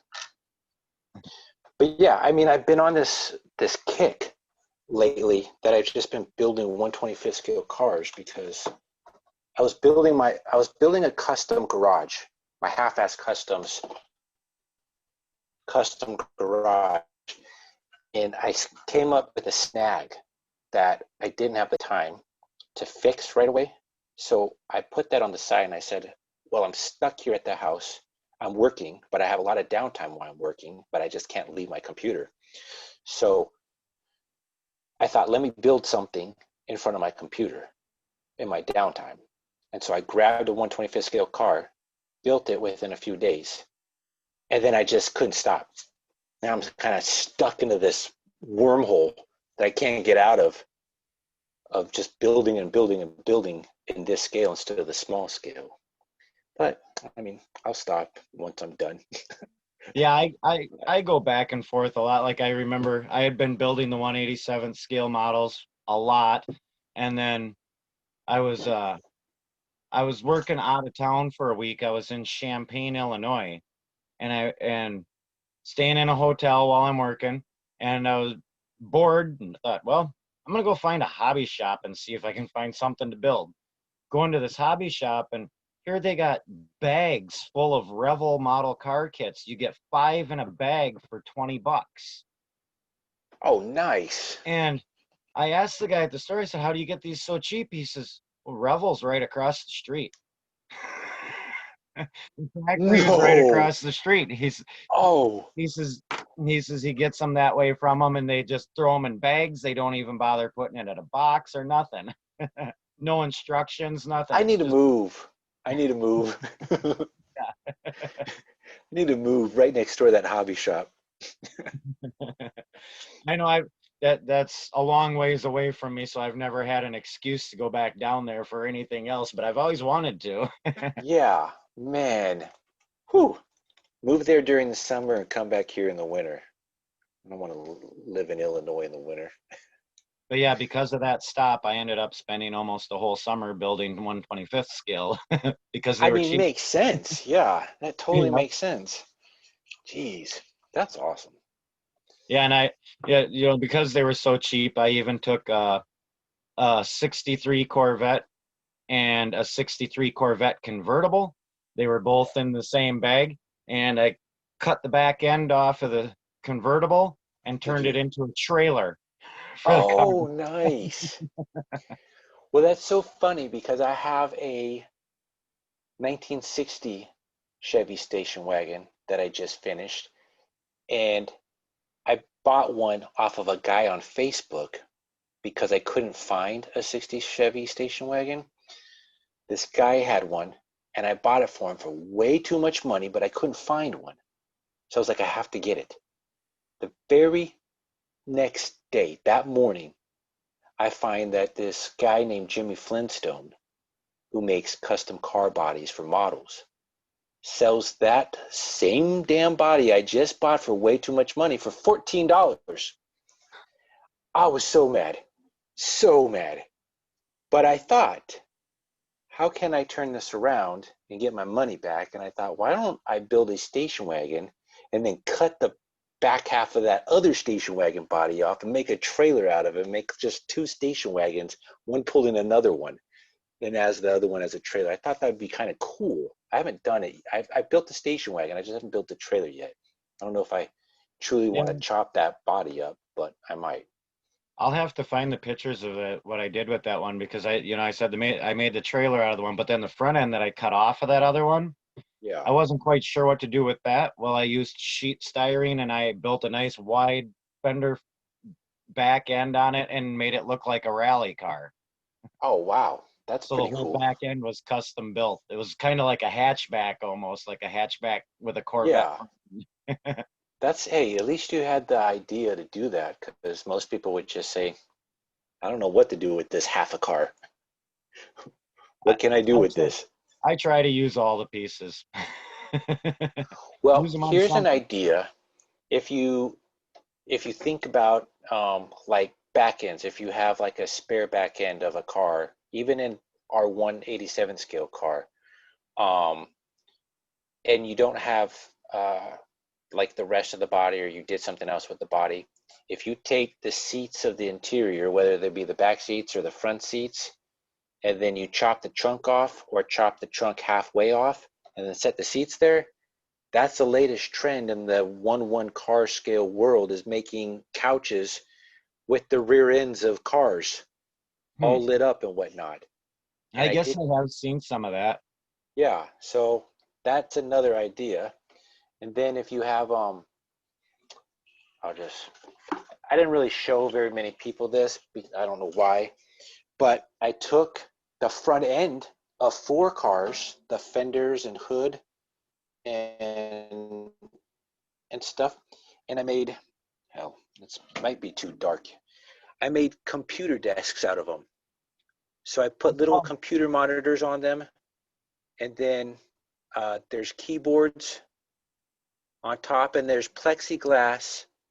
It's too dark right here, but there's plexiglass tops on the trucks to get the computer monitors sit flat. And then it's I kind put of dark, but tires on them. I can see it. Yeah, yeah. I don't know that I can zoom in with this, but um, yeah. Anyways, yeah. So if you have like spare leftover parts like that, you can do that stuff too. Because I was gonna put those in my car shop, in my ultimate shop, because I have offices up on a second level that I was going to use those as the desks. I just I stopped building that thing because I got into a snag and I haven't got back to it yet. So Yeah. I know I have boxes full of stuff in my basement, all my buildings and trains and all that stuff. And I haven't had that set up in probably at least 5 years.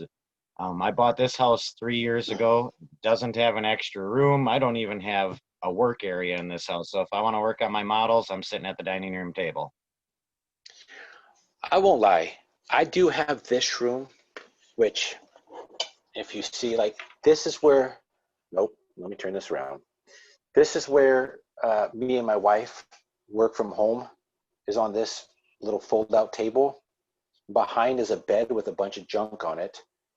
And then my display cases, and then more display of my modules. And I built this module table, like the tabletop is a Yeah. door. I took the door and I made a tabletop with 2 desks. And then I got a wraparound desk there. So you see this room is messy, but I don't have any TVs in here. And I don't like building unless I'm watching something, like a car show on TV. Yeah. So I don't build in this room. I have all my crap in this room, but I don't build in this room. I build in my bedroom because that's where the biggest TV in the house is. And I got a couch right in front of my bed. I sit on the couch. I got my TV 6 feet away from that couch, and I just watch TV as I'm building all day. So yeah, I don't do anything but display my crap in this room. and all the building happens in the other room.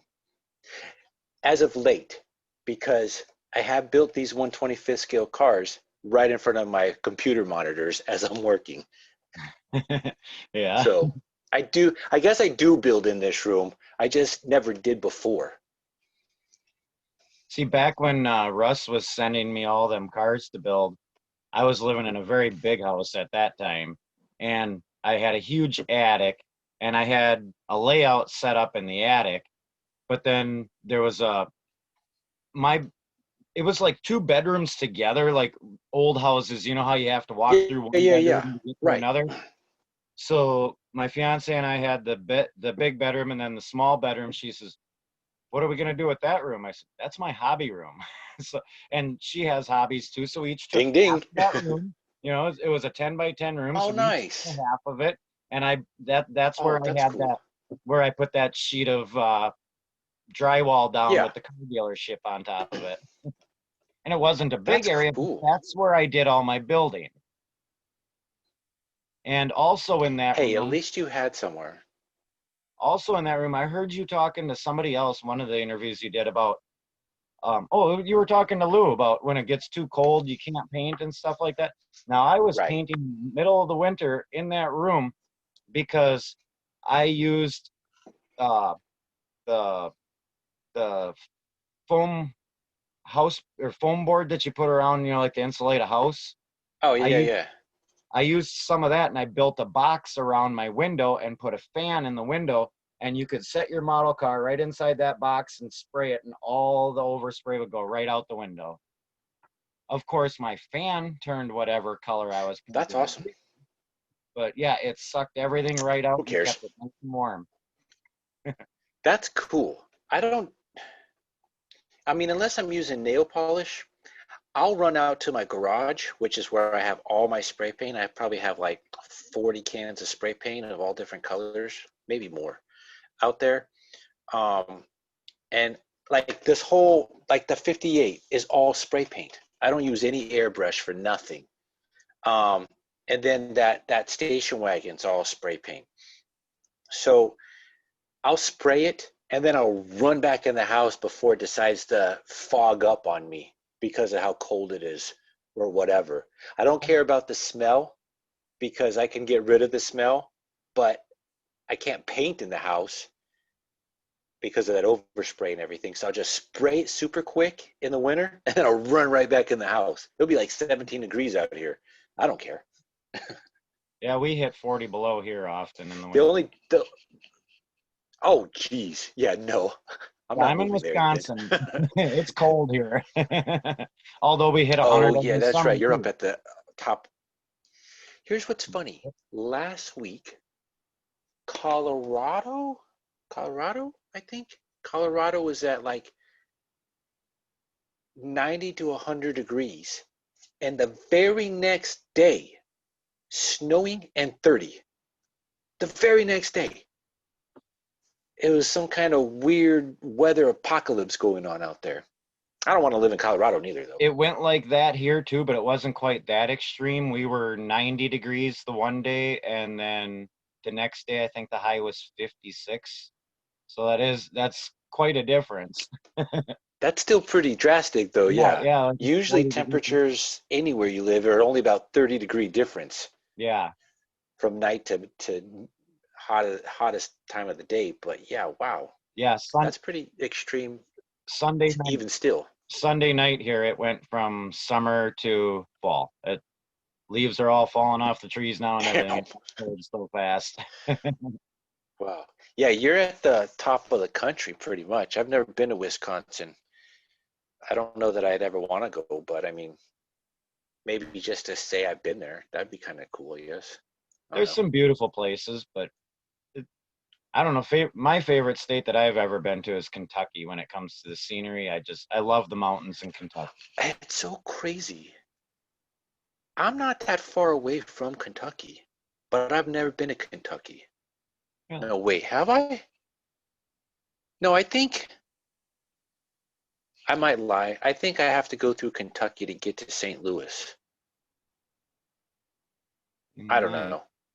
I've never been to Kentucky Fried Chicken's home restaurant. How about that? Neither have I. Never been there.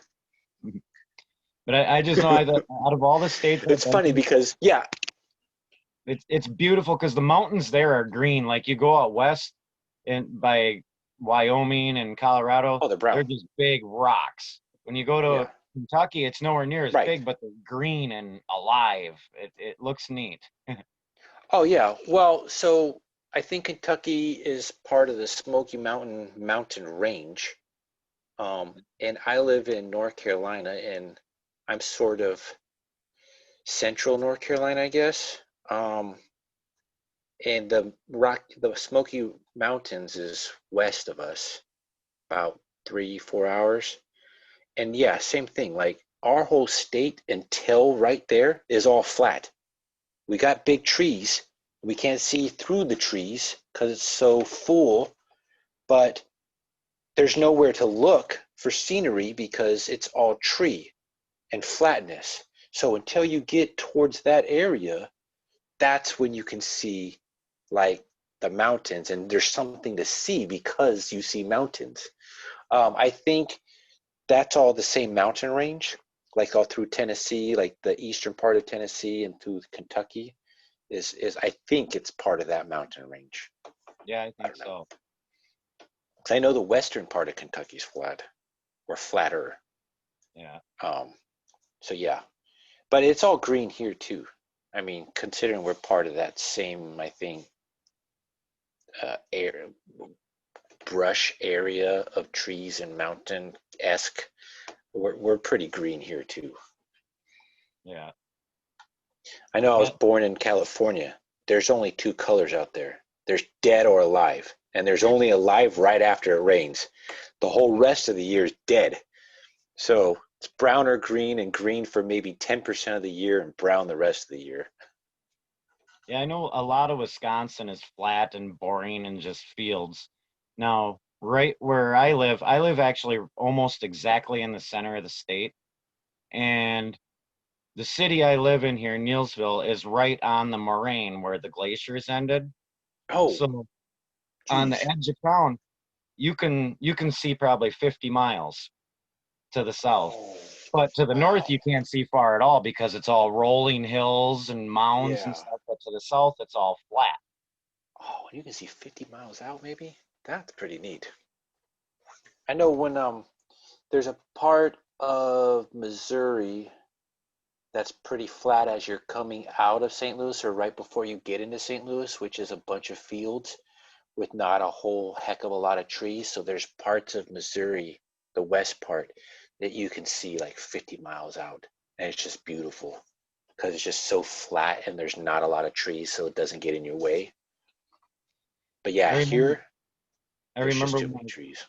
when I was a kid, I was going through Nebraska with my dad, and we were right near the middle of the state. And my dad says, "You want to see the whole state all at once?" And I said, "What do you mean?" And he said, "Well, I could stop and you could climb on top of the car and see the whole state right now." Right. Nebraska is that flat. There's in the city of Chattanooga, is that where it is? This in the city of Chattanooga, Tennessee, which is the southern eastern part of Tennessee, there is a rock face. Um, is that where it is? I think that's where it is, where at a certain part of that rock, and only one part, on the clearest day, you can see, I think they say 7 states, like Hmm, in like a 90-degree circle. You can see that's 7 states, which seems amazing to me. And then like right below it, they say like if you look this way, you'll see this many states, and this way you'll see this many, and this way and this way. So I didn't see that when we were there, but it's still pretty neat to think about. yeah, yep, it would be. Although You know, it's I've weird, like been, being that I've been to the St. Louis RPM meet and Mike Buddy's out there and Ken Hamilton's or Ken Patterson's out there, and there's several other people out there that are into what we're into. It kind of makes me want to move to St. Louis, although I don't, but I would just do it for the hobby. That's it. yeah. I think St. Louis is about 7 hours from me here.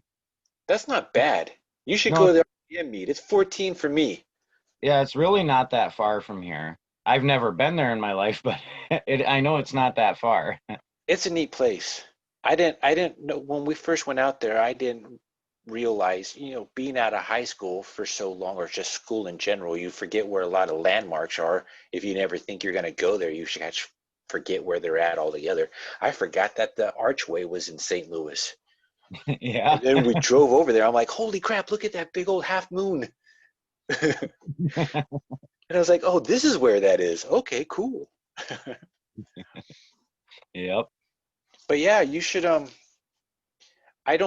so being that we're still in that pandemic and I don't think I'm going to the Amherst show in January, I think by July that it should be a lot safer, hopefully, to Yeah. travel. So I'm going to plan on going to St. Louis next year So that's for in the July. RPM meet. It's either at the end of June or, oh, it's at the end of June, beginning of July. Because I think it's always like 1 week away from 4th of July. Okay. I know it's the last weekend of that month. So I guess it's got to be the last weekend of June if it's always 1 week before I 4th of know July. I've never been to any of the shows like that or anything about all I've seen is, model railroad shows at a mall or something like that. I've never Yeah. been to a big get together like that. So the cool thing is the show itself is free to participate uh, as long as you're displaying models. So like there's all these empty tables, and as long as you're displaying something for the show, I believe it's free for you. Anybody else viewing the show, um, I think has to pay to get in. Yeah, I do think they have to pay to get in. So technically, the show for you, if you just brought a few cars or a few buildings or something, could be free besides the gas and the hotel room. But yeah, it's easily like $400 just for 4 days for me to go. It's Yeah. not cheap, but I mean, it's worth it though. It's worth it. You see a lot of the people that you admire in this hobby, and you possibly could be on Ken Patterson's What's Neat show. Um, and then they do these like open exhibits of other model railroaders that you go to their house and see their layout. I went to this guy's named Vic something, his layout. He's got probably the best model railroading layout that's more realistic than I've ever seen in my life. Yeah. And he's an amazing modeler. So I was excited to see that in person. I've seen his pictures for years online on Facebook or whatever. Never knew who was behind it, just saw the pictures. Then I got to meet him and see it in person. It's awesome. I know there was one guy that was in Ryan Kelly's group in the Magic of Custom Scale Models. I think his name was Ken Borst. Do you remember that name? He was making a lot of 1/10 scale resin cast cabs. Oh, wow. But That's a big scale. yeah, and he also scratch built a 1/10 scale train. Oh, geez. A lot of styrene. But that guy, he's from probably about half hour, 45 minutes south of where I live here. I've never Huh. had the opportunity to meet him though, because I've noticed on his Facebook page, he's always down in Texas and he actually teaches schools on how to build models, how to do resin Dream cast, job. things like that. Yeah. Geez, to do what you love to do and teach it and get paid for that? Good Yeah, for that'd him. be amazing. That's how Ken Patterson, that's how what he does. I don't know, he went to school for photography or something, became a photographer, and then started taking like these professional photos of model trains that ended up looking like real settings and stuff. And he Yeah. got them in all the magazines, and then the magazines started paying him to take photos. And now the magazines and model companies are paying him to build dioramas and stuff. So, I mean, he's getting paid to play with his hobby daily. That's like the best thing in the world. Yeah. I was just happy that Russ was sending me cabs so I could do my hobby for free. Right. Right. You know, if I think Yeah. about all the cabs I built for him, that would have been thousands of dollars.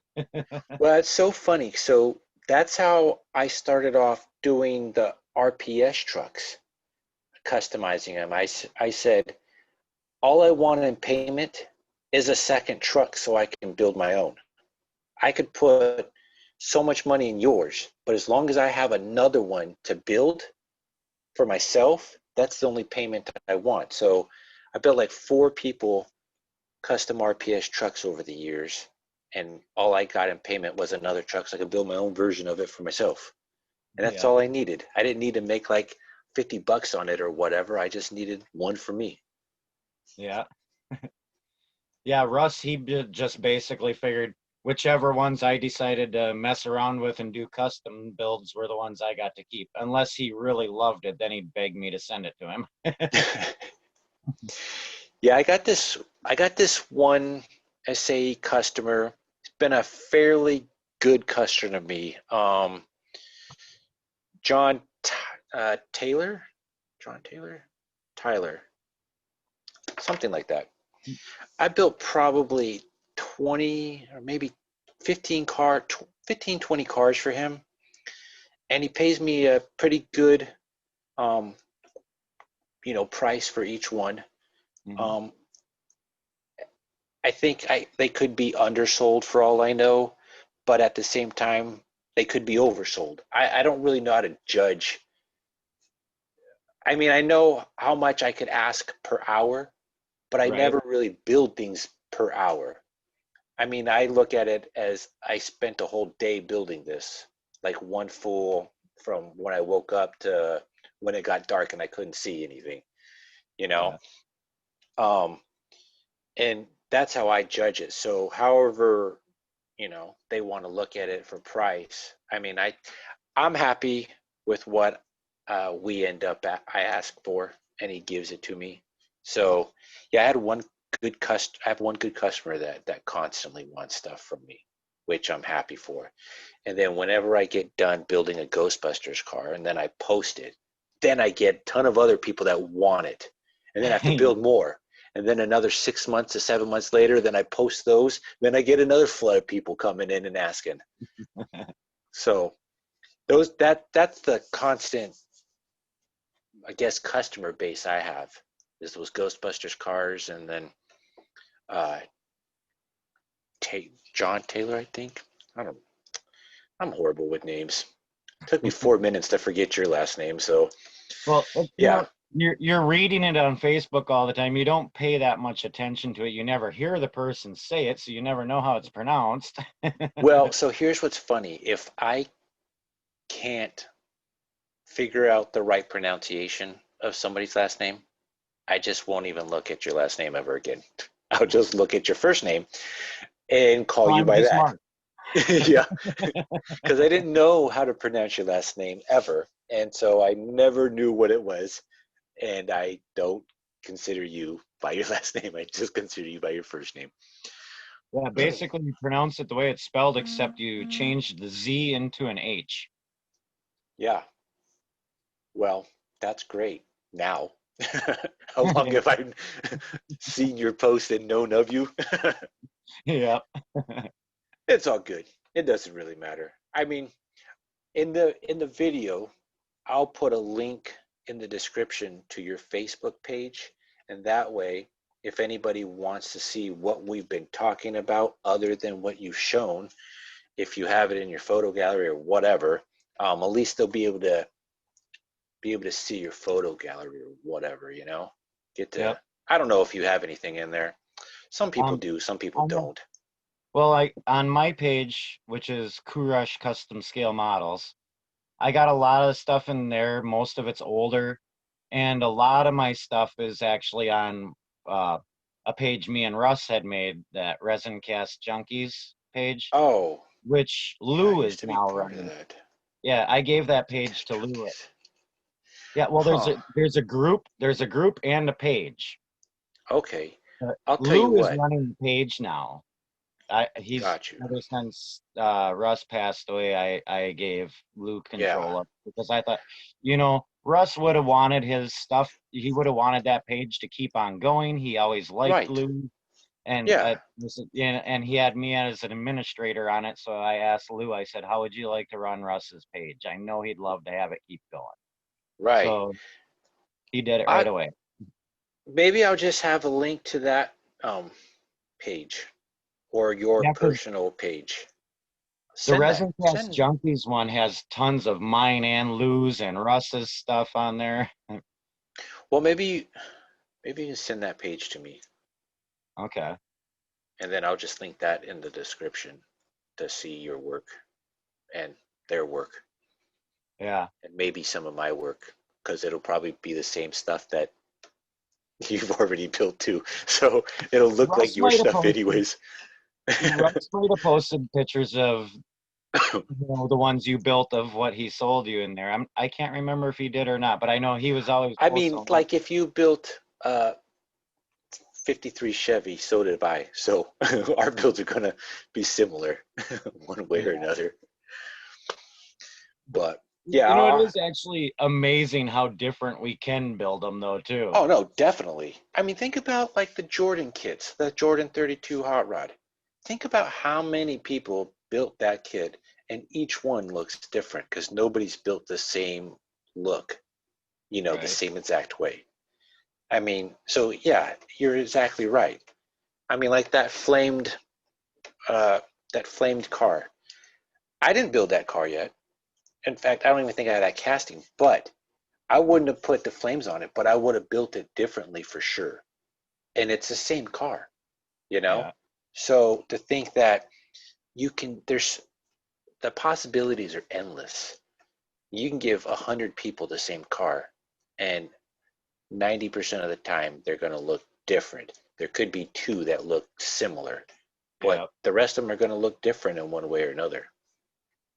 Yeah. Like I was talking to Mike Budd for the first podcast, and we were talking about he has an auto rack on the back of his wall. Mhm. And he told me they're all the same car. They're just every variation of that car, from like the lowest version of the model to the highest version, to the station wagon, to the four door, to the two door. But it's all the same year car, same Yeah. brand. So yeah, I mean, even with a stock car, you can build it all different ways. So I guess I don't have it near me, but actually, I don't know if you remember, Russ was selling those Chevy Nomad cabs for a while. It was a '55 Chevy Nomad. Yeah, I have three of them. Yes. That was actually Mike's mold. Mike gave Oh, Russ. okay. He was trying to teach Russ how to make Oh, the two molds. part. Yeah, the two Uh-huh. part. Yeah. Yeah, because I have the Russ Campbell 55 Chevy Nomads. Yeah. Yep, I got I two don't of them I haven't built yet. I built one, and then I had my daughter try to build a second one, and we got it painted, and then that was it. So we just put a regular base coat over the whole car. We didn't Mhm. detail nothing else to it, and it's sitting in a bin, just doing nothing.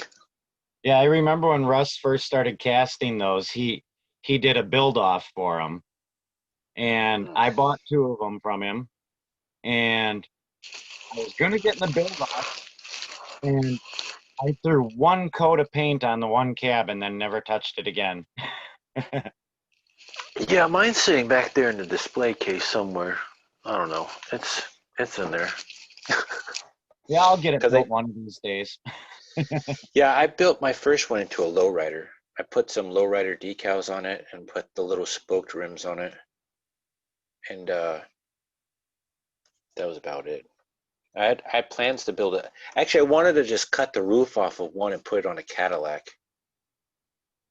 Hmm. In fact, no, I did that with two Allied forms. I took a '55 Cadillac and made a station wagon out of it. but I wanted to take Russ's resin one because it'd be a lot easier to cut and put it on a different Cadillac. I just never did. Yeah. Because they never made a Nomad Cadillac, a two-door Nomad Cadillac ever in existence. There's a lot of photoshopped renderings of Yeah. it like it should have been made. So I wanted to build my own version of that. Yeah. I just haven't yet. Yeah, I know. One thing I've noticed too, like with the 53 Chevys that Russ was molding, I built quite a few of them before I realized it is real easy to saw through the bottom of the cab and then Yeah. sand it down a little to lower the roof on it to chop them. Those cars are real easy to chop. I've never chopped a full solid casting of any of his cars or any car yet.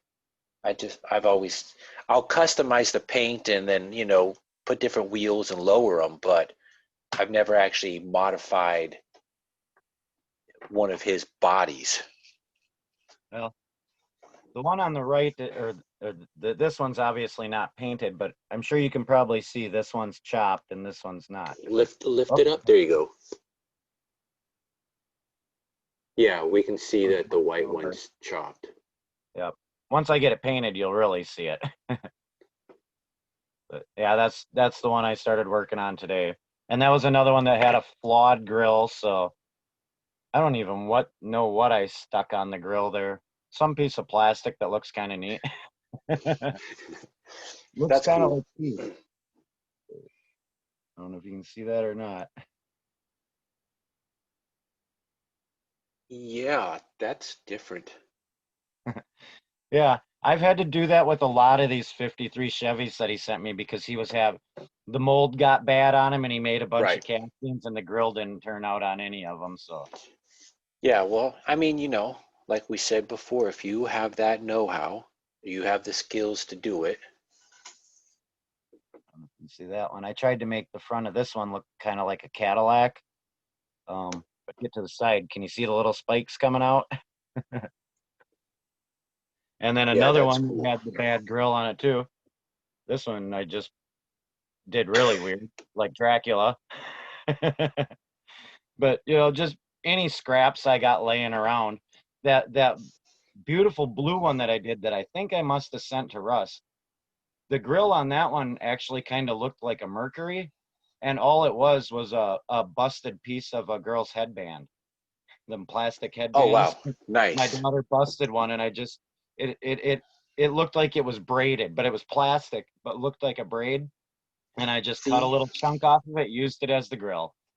that is perfect because that is thinking outside of the box with just junk parts or junk scrap that have a you see the vision and the idea of that scrap and you're like, this is going to look good. I can make this work for what I needed. And actually, the teeth on this one, I was telling you about that 63 Corvette and 125th scale that I cut in half and made two different models. The one I turned into a rally car did not need the rear bumper. These are actually off the rear bumper of that 125th scale 63 Corvette. Yes, I see that. Those are the I know little pieces exactly that what you're point talking down on about and this. I see it. Yeah, they point up on here, but on the Corvette they point down and frame out the license plate. Right. Yep. I have a model of that Corvette, so I know exactly what you're talking about. Yeah, I That's just awesome. I love playing around and customizing and making my own stuff, making it unique. Well, that Cadillac I was telling you about that I put the Buick front grille on. The front grille that I took was from a 164 scale Buick. So I gave it obviously less grill teeth because the Buick, I don't know, it's 53 or 49 or whatever. They're big old tubed like grills, and there's probably like 15 teeth or whatever tubed pieces Yep. in it. And so with the 164 scale, I just cut off the ends to fit, and so it probably only has 6 teeth, tubed teeth on it or whatever. But I mean, you know what it is when you see it. Well, car guys know what it is when they see it. But Yeah. yeah, it worked out great. I And then bet I it was gave it. probably, was that the same grill style that was on that Buick wood panel wagon that Russ That's had? the no. No, so here's what's funny. In the Hot Wheel world, there is a car called the Buick Custom Woody Wagon or Custom Buick Woody Wagon. And it's a two-door custom wagon. Looks like a lead sled. And it was a I'd say it was a more rare car. It's not a mainline car like a dollar car you can pick up in the store. This came with a black box. They called it the 100% line, meaning it had real rubber tires. It was built to much higher specifications, like lifted hood, real detailed engine, real detailed interior. It was just a higher end Hot Wheel that they were like $10 when they were first out, and now they're going for like 20 to 30, because it's a much higher version of a Hot Wheel. Well, I got my hands on a whole bunch of them because I wanted the roof lines for other cars. I wanted to get that station wagon roof line and then make my own versions. They had perfect looking wheels, and it had that grill. Uh, you know what? Because this model room I'm in has so much crap in it. No, maybe I don't have it. I do have the Woody wagon. Is that the stock one? Where's the stock one? Yeah, the one Russ had was actually a Buick Roadmaster Estate wagon. Right. Yeah, where's the stock one? But I know that's my favorite grill out of any car. The grill on those Buicks like that was just beautiful. I know I have the stock wagon in here somewhere. Okay, well, oh, here we go. Okay, so let me turn this around. Okay, so this car is a custom, like 53 Woody wagon made by Yeah. Hot Wheels, and this roof line is just so perfect to make custom cars with.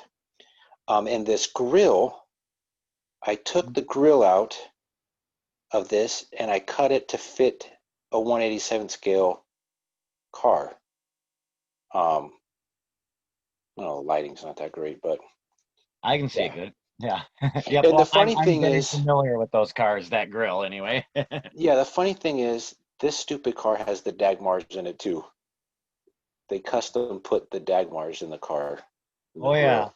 But but yeah, I bought a whole bunch of these Woody wagons, and here, same roof line. I put on a 53 Cadillac. So this is a 53 Cadillac with the same roof line, same wagon roof. And I built a whole bunch of other ones with that roof. So I have a whole bunch of those cars with like spare parts everywhere, um, just to customize cars with. And they were like $10 cars, but I figured the wheels were good to use, the roof line's good to use. You can use the motor in it because it's so detailed, and you can use the grill for other things. So Yeah. even though you're spending $10 just to tear apart a really well-designed car, half of it was usable. Yeah. In the 187 scale world, it was usable too. Yeah. So Yeah. I you know. just have to have the thought process to know what to do with it. Yep. I never throw away any of the parts. I got a whole box full of pieces cut off of the cars that could get added onto one sometime. I've got so many boxes because before I got into this 187 scale, for 5 years I was doing the Hot Wheels scale. I was taking all those apart and customizing them. And that hobby that world of that hobby is so much bigger than our world. Uh-huh. Like throughout the world, we probably have a few hundred people that are customizing, building 187 scale cars. In I've the Hot noticed Wheel those in world, those groups too. yeah, in the Hot Wheel world, there's hundreds of thousands of people all over the world customizing Hot Wheels because they're only $1. So I couldn't compete with some of these people, and I needed to, in my selfish way, be better than a lot of people. And in that world, I wasn't. Even in the model car world, there's so many people that use real car paint and build the model cars like they would a real car. I can't compete with that. But I mean, I've been building these things anyway, so. Yeah, there's a guy I know in the 125th scale groups. His name is Jim Pistol. He does some amazing paint jobs on those cars, but that is what he does for a living too. He paints cars. So, of course, Nice. he's going to have a good finish on his models. Right. Right. I know in the lowrider world, in the model car lowrider world, there's been the Hot Wheels have come up within the last year or two of an option to build. Finally, in the model car world, they are looking at Hot Wheels as another source of a model. It's so weird that it's finally coming to that, but they're doing the same thing, real automotive paint, and then they're taking the best pinstripers in their real car club or whatever, and they're pinstriping these designs on a Hot Wheel and pulling it off to look like Hot Wheels scale. I don't, like you said, they're doing it the same way you most likely paint your trim and whatnot with the paintbrush. But the fact that they're pulling it off is more amazing to me than just trying it out. Because I can try it out. I'm not going to be able to make it look good, but they are making it look perfect. Yeah, that sounds a lot more difficult than painting the little details like I do. You know, trying to get that little, almost microscopic piece of tape straight. Right. Be hard. Yeah. Yeah, I found, like anything in this hobby or any hobby, the longer you do it, the more tricks you find, and then the more pieces and detail parts you can find to manipulate things. Like I found on the app called Wish. I don't know if you heard of it. It's like 90% off everything on the app. There was a company in China, like most of the stuff comes from China, so you're waiting a month, 2 months to get the product, and you're paying pennies on the dollar to get it. So I don't care how long I have to wait if it's only pennies on the dollar. But some company made like a 20 pack of glitter style tape, and they cut it in slices that are as thin as it's thin. It's like a millimeter thin strips of paint of tape strips. So you have like 20 different colors, like fluorescent colors and glitter colors and chrome and gold colors and whatnot. And they're like 1 millimeter or smaller strips that this laser cutter cut these things in. And they're perfect for trim lines for your car. Since they have chrome, I've been using that for all the 64 Impalas I built, for chrome strips. So I don't have to paint it on there. I don't have to use that chrome pin. I just cut the strip where I need it, and it's just tape, and I put it on there, done. The You molding know, is perfect.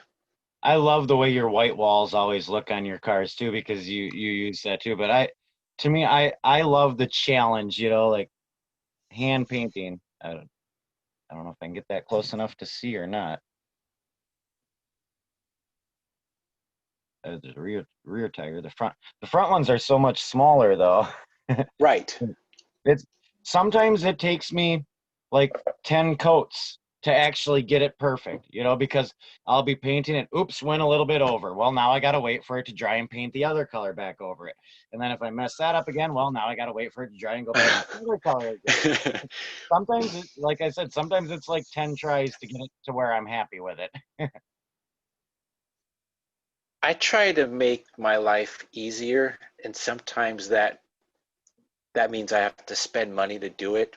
But I found a 1/64 scale Hot Wheel guy that made me vinyl white walls, vinyl Yeah, sticker no, white walls. So I just peel them off and stick them on and done.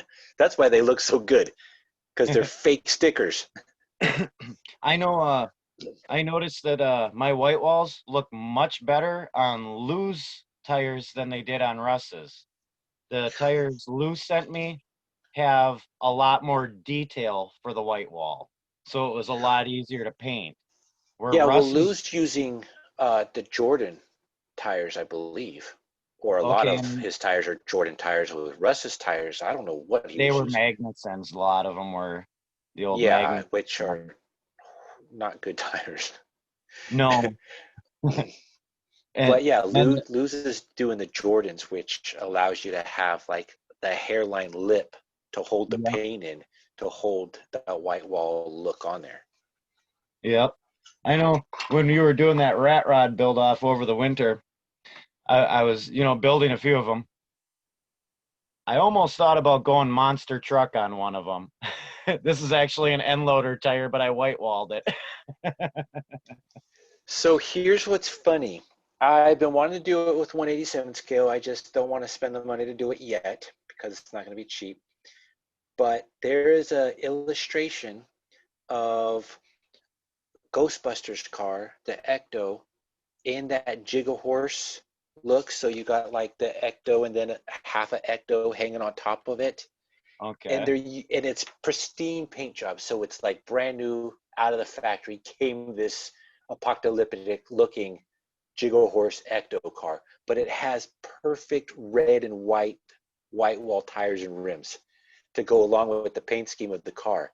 And I thought, oh, to make that using those tires that you used with the big fat white wall on the back and then littler white wall tires on the front and just making the car look beautiful, but as an apocalyptic looking If Mad you want Max some of car. them tires, I'd gladly send them to you. I mean, I probably have 100 of those that Russ gave me, and I've only used like 8. well, I don't plan on building that anytime in the near future. Um, because for one of those stupid cars now, like $45 shipped each, because Shapeways just keeps on ranking the price up every single half a year that goes by. Um, so I'm not Yeah, gonna, I don't want to spend that much money just to make that car. I really think Mike's doing it the right way by going and buying one from Shapeway, make a mold, make as many as you want. That's the Yeah, only way it's worth paying that much money for it. right. Unless you had your own 3D printer, and then you can just find the design. I do know a Or guy if you that knew how has to a use 3D your own printer 3D printer. that, right. Joseph has one. He's doing very well with it.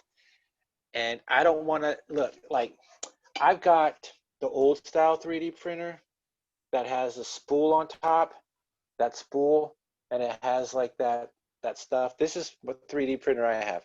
I've used it twice. The first time I was able to use it, the second time, which was when Joseph came down here a couple weeks ago, um, we couldn't get it working right. And I've had that for a year now. So talk about having something and not being able to use it. Joseph has it and he uses it all the time. I just need him to print it for me. That's what I need. Print the damn There- cars. I'll pay you for them. Somebody that was in Russ's group, the Campbell Valley and Ohio Railroad group, there was somebody in there that was uh, getting all the, what do you call that, the digital prints or whatever to run Yeah. through these. Because I know Russ knew a guy that had designs for all kinds of cars on 3D printer. Wow. Well, right now, there's one main guy on Shapeway called Mad About Cars. That's his username. He's the leading guy for our scale of all American cars. There's a Like lot he's by got, Rapido. Have you seen that one on Shapeways? maybe, He's I don't, see he's got more of the trucks and like oh, utility okay. beds for the trucks and stuff like that. But I've seen a lot of his too. This, yeah, this Mad About Cars guy is doing mostly just the passenger vehicles. So all makes and models of almost every year of American cars. I mean, he's got other cars too, but I mean, a lot of his stuff that you'll see under his name in the 187 scale is all American stuff. And he's got great designs. I mean, I bought a lot of his stuff. I know for a fact I've bought more Ghostbusters cars from him than anybody else in the world. And I bought a bunch of other stuff from him. I just wish I could have a resin 3D printer or somebody that has it, and we could just steal the design somehow or just buy the design, and I can have as many as I want. Joseph, if you're watching this. Yeah, I guess you need to know digital code or something like that, but I wouldn't have a clue how to do it either. Yeah, he was trying to teach me, and we were trying to get it working, and I understand half of it. The other half is just like gibberish. I don't get any of it. But, what do I know? He understands it. As long as somebody understands it and I'm friends with him, that's all I should need. Yeah, I'm so bad with computers. I can't make him do anything. It's got to be his choice. Yeah. I couldn't even get this podcast going on the computer. So. Use the phone. When I first started this, I said I was going to do it. I sent out one video. I sent out the first video. It was less than a minute. I said, I'm going to do a podcast. I'm going to interview guests. We're going to talk about this scale cars. And I then had to learn how to do this. So I watched 7 different YouTube videos just to figure out how to start the recording to watch like another 5 videos to figure out how to upload them to YouTube to make myself a channel. So yeah, I watched a lot of crap just to figure out how to do this myself. Yeah, it's funny. I wouldn't have a clue how to upload something to YouTube, but yet my 6-year-old daughter got grounded for that this summer. She got her pad taken away for a while because she was posting videos to YouTube without our permission. I have no idea how she did it. Yeah, that's dangerous. Yeah. I found out a year ago my daughter and her best friend was doing that. I mean, they were just music, like a talk videos that you've heard of, possibly. Maybe not necessarily seen, but like most of that started off with just kids lip syncing to music and dancing. So YouTube channel they created. What are you doing? You don't know who's watching kids? Grown men too? I don't need my grown men watching my daughter dance. That's I'm sure exactly they're what we doing that thought. with TikTok too, so who knows? Yeah, we thought the same thing. We don't need anybody on there looking at our 6-year-old daughter. It wasn't a bad video she posted or anything, just they need to ask before they do that, especially at 6 years old, Right. Yeah, my daughter was 11 or 12. She's 13 now when she was doing that. So at 6, that's a whole nother story. Yeah. Wow. And I'm sure she learned how to post it to YouTube by watching videos on YouTube. Right. Probably did. I was going to say, what time is this now? What time is this? It's almost 9 o'clock here. I think, I don't have a recorder on this. I don't know how long we've been doing this, but I think we started around, 6? Maybe a little bit before. No, probably about 6 we started this. So, yeah, I think this is going to be the longest podcast. If like Radcliffe, the guy with the military vehicles, he was like 2 hours, 37 minutes. So if we started this at 6 and it's 9:55 now, where I'm at, this will be the longest podcast. So congratulations. I guess we both had a lot to talk about. I mean, technically, think about if we were at a show and we didn't know anybody else. We were pretty much loners. We could talk to each other all day. So, actually, me and Russ Campbell used to sit and talk on the phone like this at night while we were building models all the time too. Oh, that's awesome. Yeah, Russ was a good friend. I never met him in real life, but he was one of the best friends I had. Yeah, I never met him either. There's Facebook meet. Facebook's as good as Facebook is, it does definitely have that lacking quality to it, because that's the reason I started the podcast, because of the lacking of getting to know the person, you know? Yep. You see their models, you see them post every other day or every week or whatever, but you don't know that person.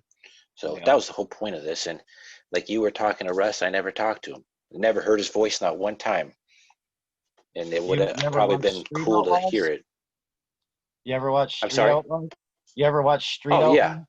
Um, I don't watch it, but I've seen it. what is it? There's that one guy with the kind of deep voice, big muscular guy. Russ sounded just like him though. Can't think of that guy's name.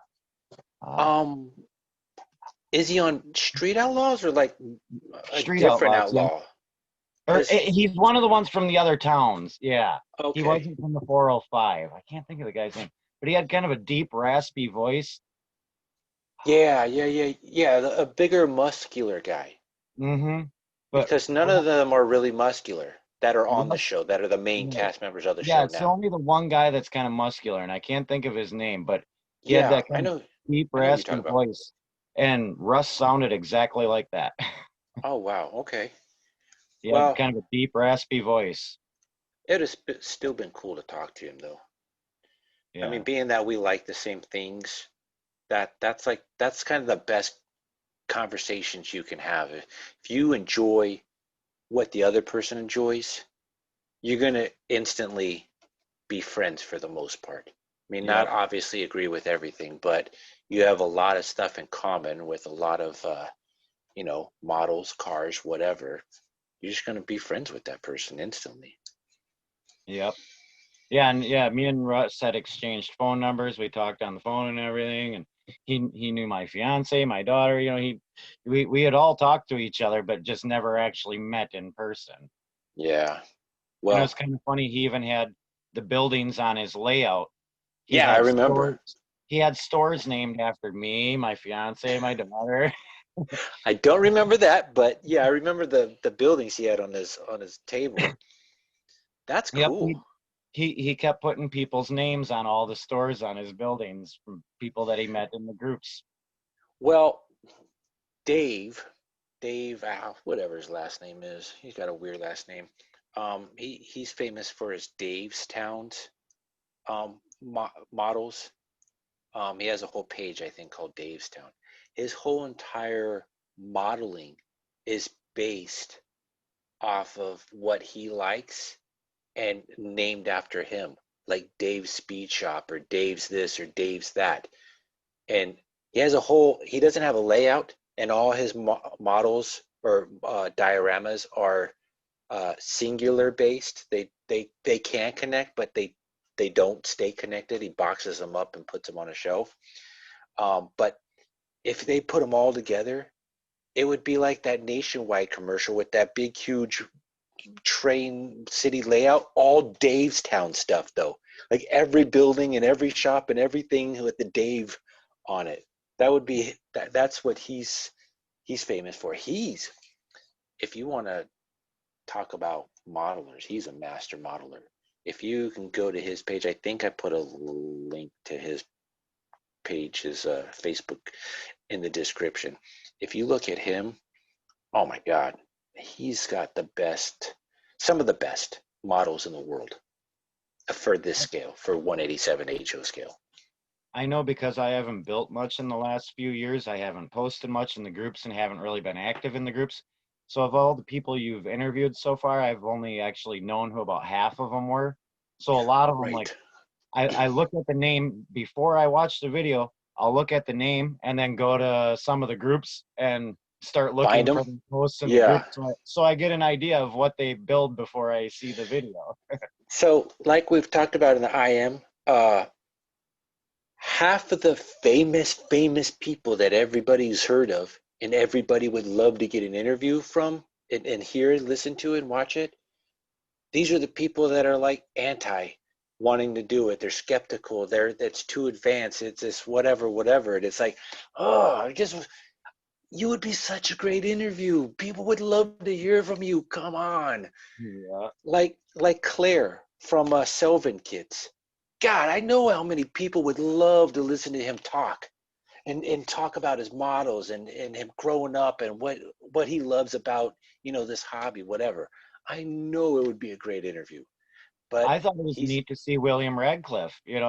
yeah, I was I'm kind of surprised surprised he by that. was willing to do it. Out of the he was the first, like, I'd say ultra famous in our scale. Like everybody's heard of him. They all know of him. He was the first. Like my buddy was the first, and he's well known. I think William Radcliffe is more well known. Yeah. But here's what's funny. William's podcast video skyrocketed to a bunch of views real quick. Dave's video has surpassed Williams, and I didn't think that was going to happen. I Yeah, because thought William has a Williams, lot of customers, I think, that yeah, tune yeah, and in. he put the video on his own page, gave me a shout out for it, and he his video wasn't even that long. It was, I think, like an hour and some minutes. But what his fan base is, his following base, there is a lot of views. Not too Um, many subscriptions, but a lot of views to his video, which I thought and we was really learned cool. learned a lot more about him too, because I really didn't know nothing other than his molding, and I thought, he's by far putting out the best castings out of Right, anybody. right, And especially for what he's casting. It's definitely the mhm. best. Yeah, it's too bad he wasn't into the old cars, huh? Instead of Oh, the I new know. ones. I even told him, I said, I need to get one of your diesel engines, maybe your smallest diesel engine, and put it in a rat rod. Or maybe your biggest diesel engine and still put it in a rat rod. I don't know. You know, I ordered those vehicles from Lou last winter to build, and I was telling him as I was building them, I said, "Too bad I don't have a diesel motor." He says, "I have one. You could have asked for it." Wow. But Go I figure. just wanted blowers on the motors. I wasn't Yeah. thinking diesel. But then when I was thinking about using those end loader tires, I thought a big diesel motor would look best with something like that. Oh, yeah, definitely.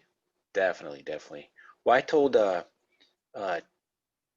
Robert Kelly, the crane guy, I said, dude, if anybody ever asked me to build a crane, like if say you wanted to send me a crane just so you can see what I would do to it, I'd put some kind of car rim, truck rim inside the tracks to bling bling it, and then give it some kind of lowrider paint job on the cab area, Chop and the then cab. yeah, and then chrome out the whole entire crane extension, so it was total like over the top and not usable. Like chrome tires, chrome tracks, like you would sit and never be turned on or used. That's how I'd ruin it, and everybody would hate that I did that to it. But I wouldn't care. That's the only thing I can see doing to a crane, because I can't see doing anything else to it. Yeah. Yeah, I guess you probably need a layout for something like that. If you're just using a little 2-foot diorama or something, a big crane like that, you don't really have a place for it. Well, that's what's neat about him and his dad, um, is they got those modules that they use for the shows, like the RPM meet and the Amherst meet, um, and they put the cranes on their modules, so it works for that. But yeah, other than that, unless you have a train layout that's fully like commercial related, there's really nothing you can do with those. You can set them on a shelf and let them collect dust, but good luck putting them in a display case that doesn't have a lot of room to display it. I've seen a lot of the pictures of their cranes that they've built in the groups over the years. And I think it looks like it's probably fun to build them and everything, but I don't know what I'd ever do with one. Well, here's what's crazy is I didn't think I was gonna, be interested in half of what he was talking about. I like him as a guy. He's a very nice guy. And I did meet him at the shows, but anytime they're trying to tell me something, it like goes straight over my head about what they've done because it's not what I'm into at all. He was so he had so much information about it. And then the way he was talking about them, like you can tell the love of the building he has for it, like the love of the hobby to build these things. And they don't just build them, they make them work. Like every little part on there works. So you could go from like the beginning stages of it being pulled on a trailer to like start building it to actually work, and then everything on it works, which is just insane.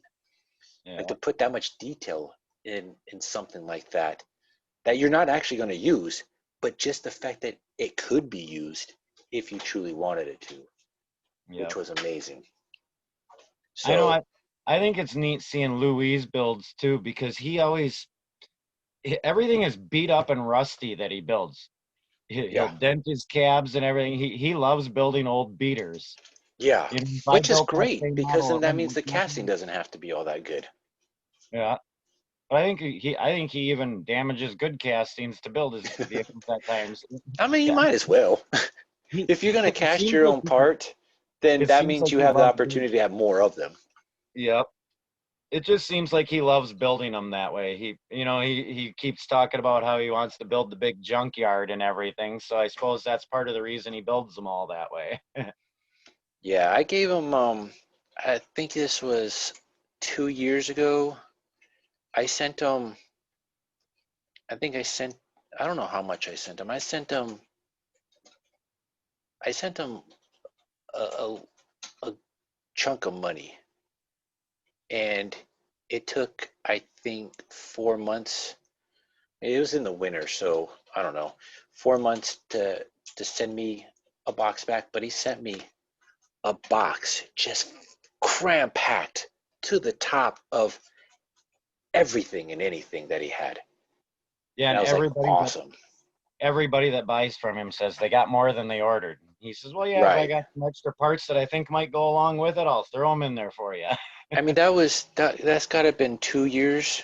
Hell, it might have been 3 years, and I still haven't built everything in there. I know last summer I kind of went on a binger and started building a lot of the stuff in that box just to get it out of the way and say I built it, but I never even finished the whole box. And that's got to have been, I don't know, 2, 3 years ago that he sent that to me. Yeah. So, I mean, I know. I definitely got plenty of stuff. I need to order more from him because the 4 kits that I got from him last winter, I absolutely loved them. And everybody was always used to seeing me build the solid ones, and I these those were the first hollow cabs I ever built, and I'm enjoying it. I got to finish them all yet, but I think it's really neat building them. This is my favorite one from him. Um, oops, hold on. Oh, sorry. This is my favorite one from him. Um, and I modified it, but you see that little hot rod? Oh I don't yeah, know. I remember you building that one. Yeah, so it was his cab. I built a custom chassis for it. It was his motor that I completely modified. So it was just a regular V8 motor, and then I built a blower stack for it and an 8 carb intake. And yeah, that's the favorite one that I have from Lou. And I only really used two things from him: the the cab and the motor. The rest of it I built myself, but I mean that was one of those 32 Fords that was already chopped. Okay, And then I turned it into a sedan. I just cut the whole back of it off and then okay. flattened it to make a sedan look. See, he's got a sedan too, and I think I'm gonna order that one from him, and also that Willys that he has. Yeah, I'd he's love to got build. great stuff. I'm gonna order. I'm gonna order some from him next week, I think. Awesome. Well, Well, I had him send me a list yesterday of different stuff that I'm looking for. I said late 40s, early 50s. So he sent me pictures of what he's got, and nice. I'm gonna go for it. Well, Mark, I'm glad that I guess the podcast has helped you get back into building. Yeah, I hope I stick with it too. I Yeah, need. Me I too. need to have some more fun doing this again. I've been nothing but work for the last couple of years, and I need to relax a bit. Yeah, well, I hope you do. And what we talked about earlier by doing like a tribute podcast, um, I'm gonna start working on that. We can all figure out a time where we can get together and reminisce and record it for everybody to watch. Yeah, that'd be great. Um, Other than that, man, it's past 10 here, so I'm gonna let you go. All right. Uh, I'm gonna do a little sign off real quick. I'll end the recording and then, I'll tell you goodbye after the recording's done. So, everybody out there, this was a long podcast. I hope you listened to it all. Hope you liked it. Some pretty cool stuff I thought we were talking about. Stay tuned for more. Like and subscribe. Comment if you want. Other than that, this podcast is over. We figure out how to stop this. Stop recording.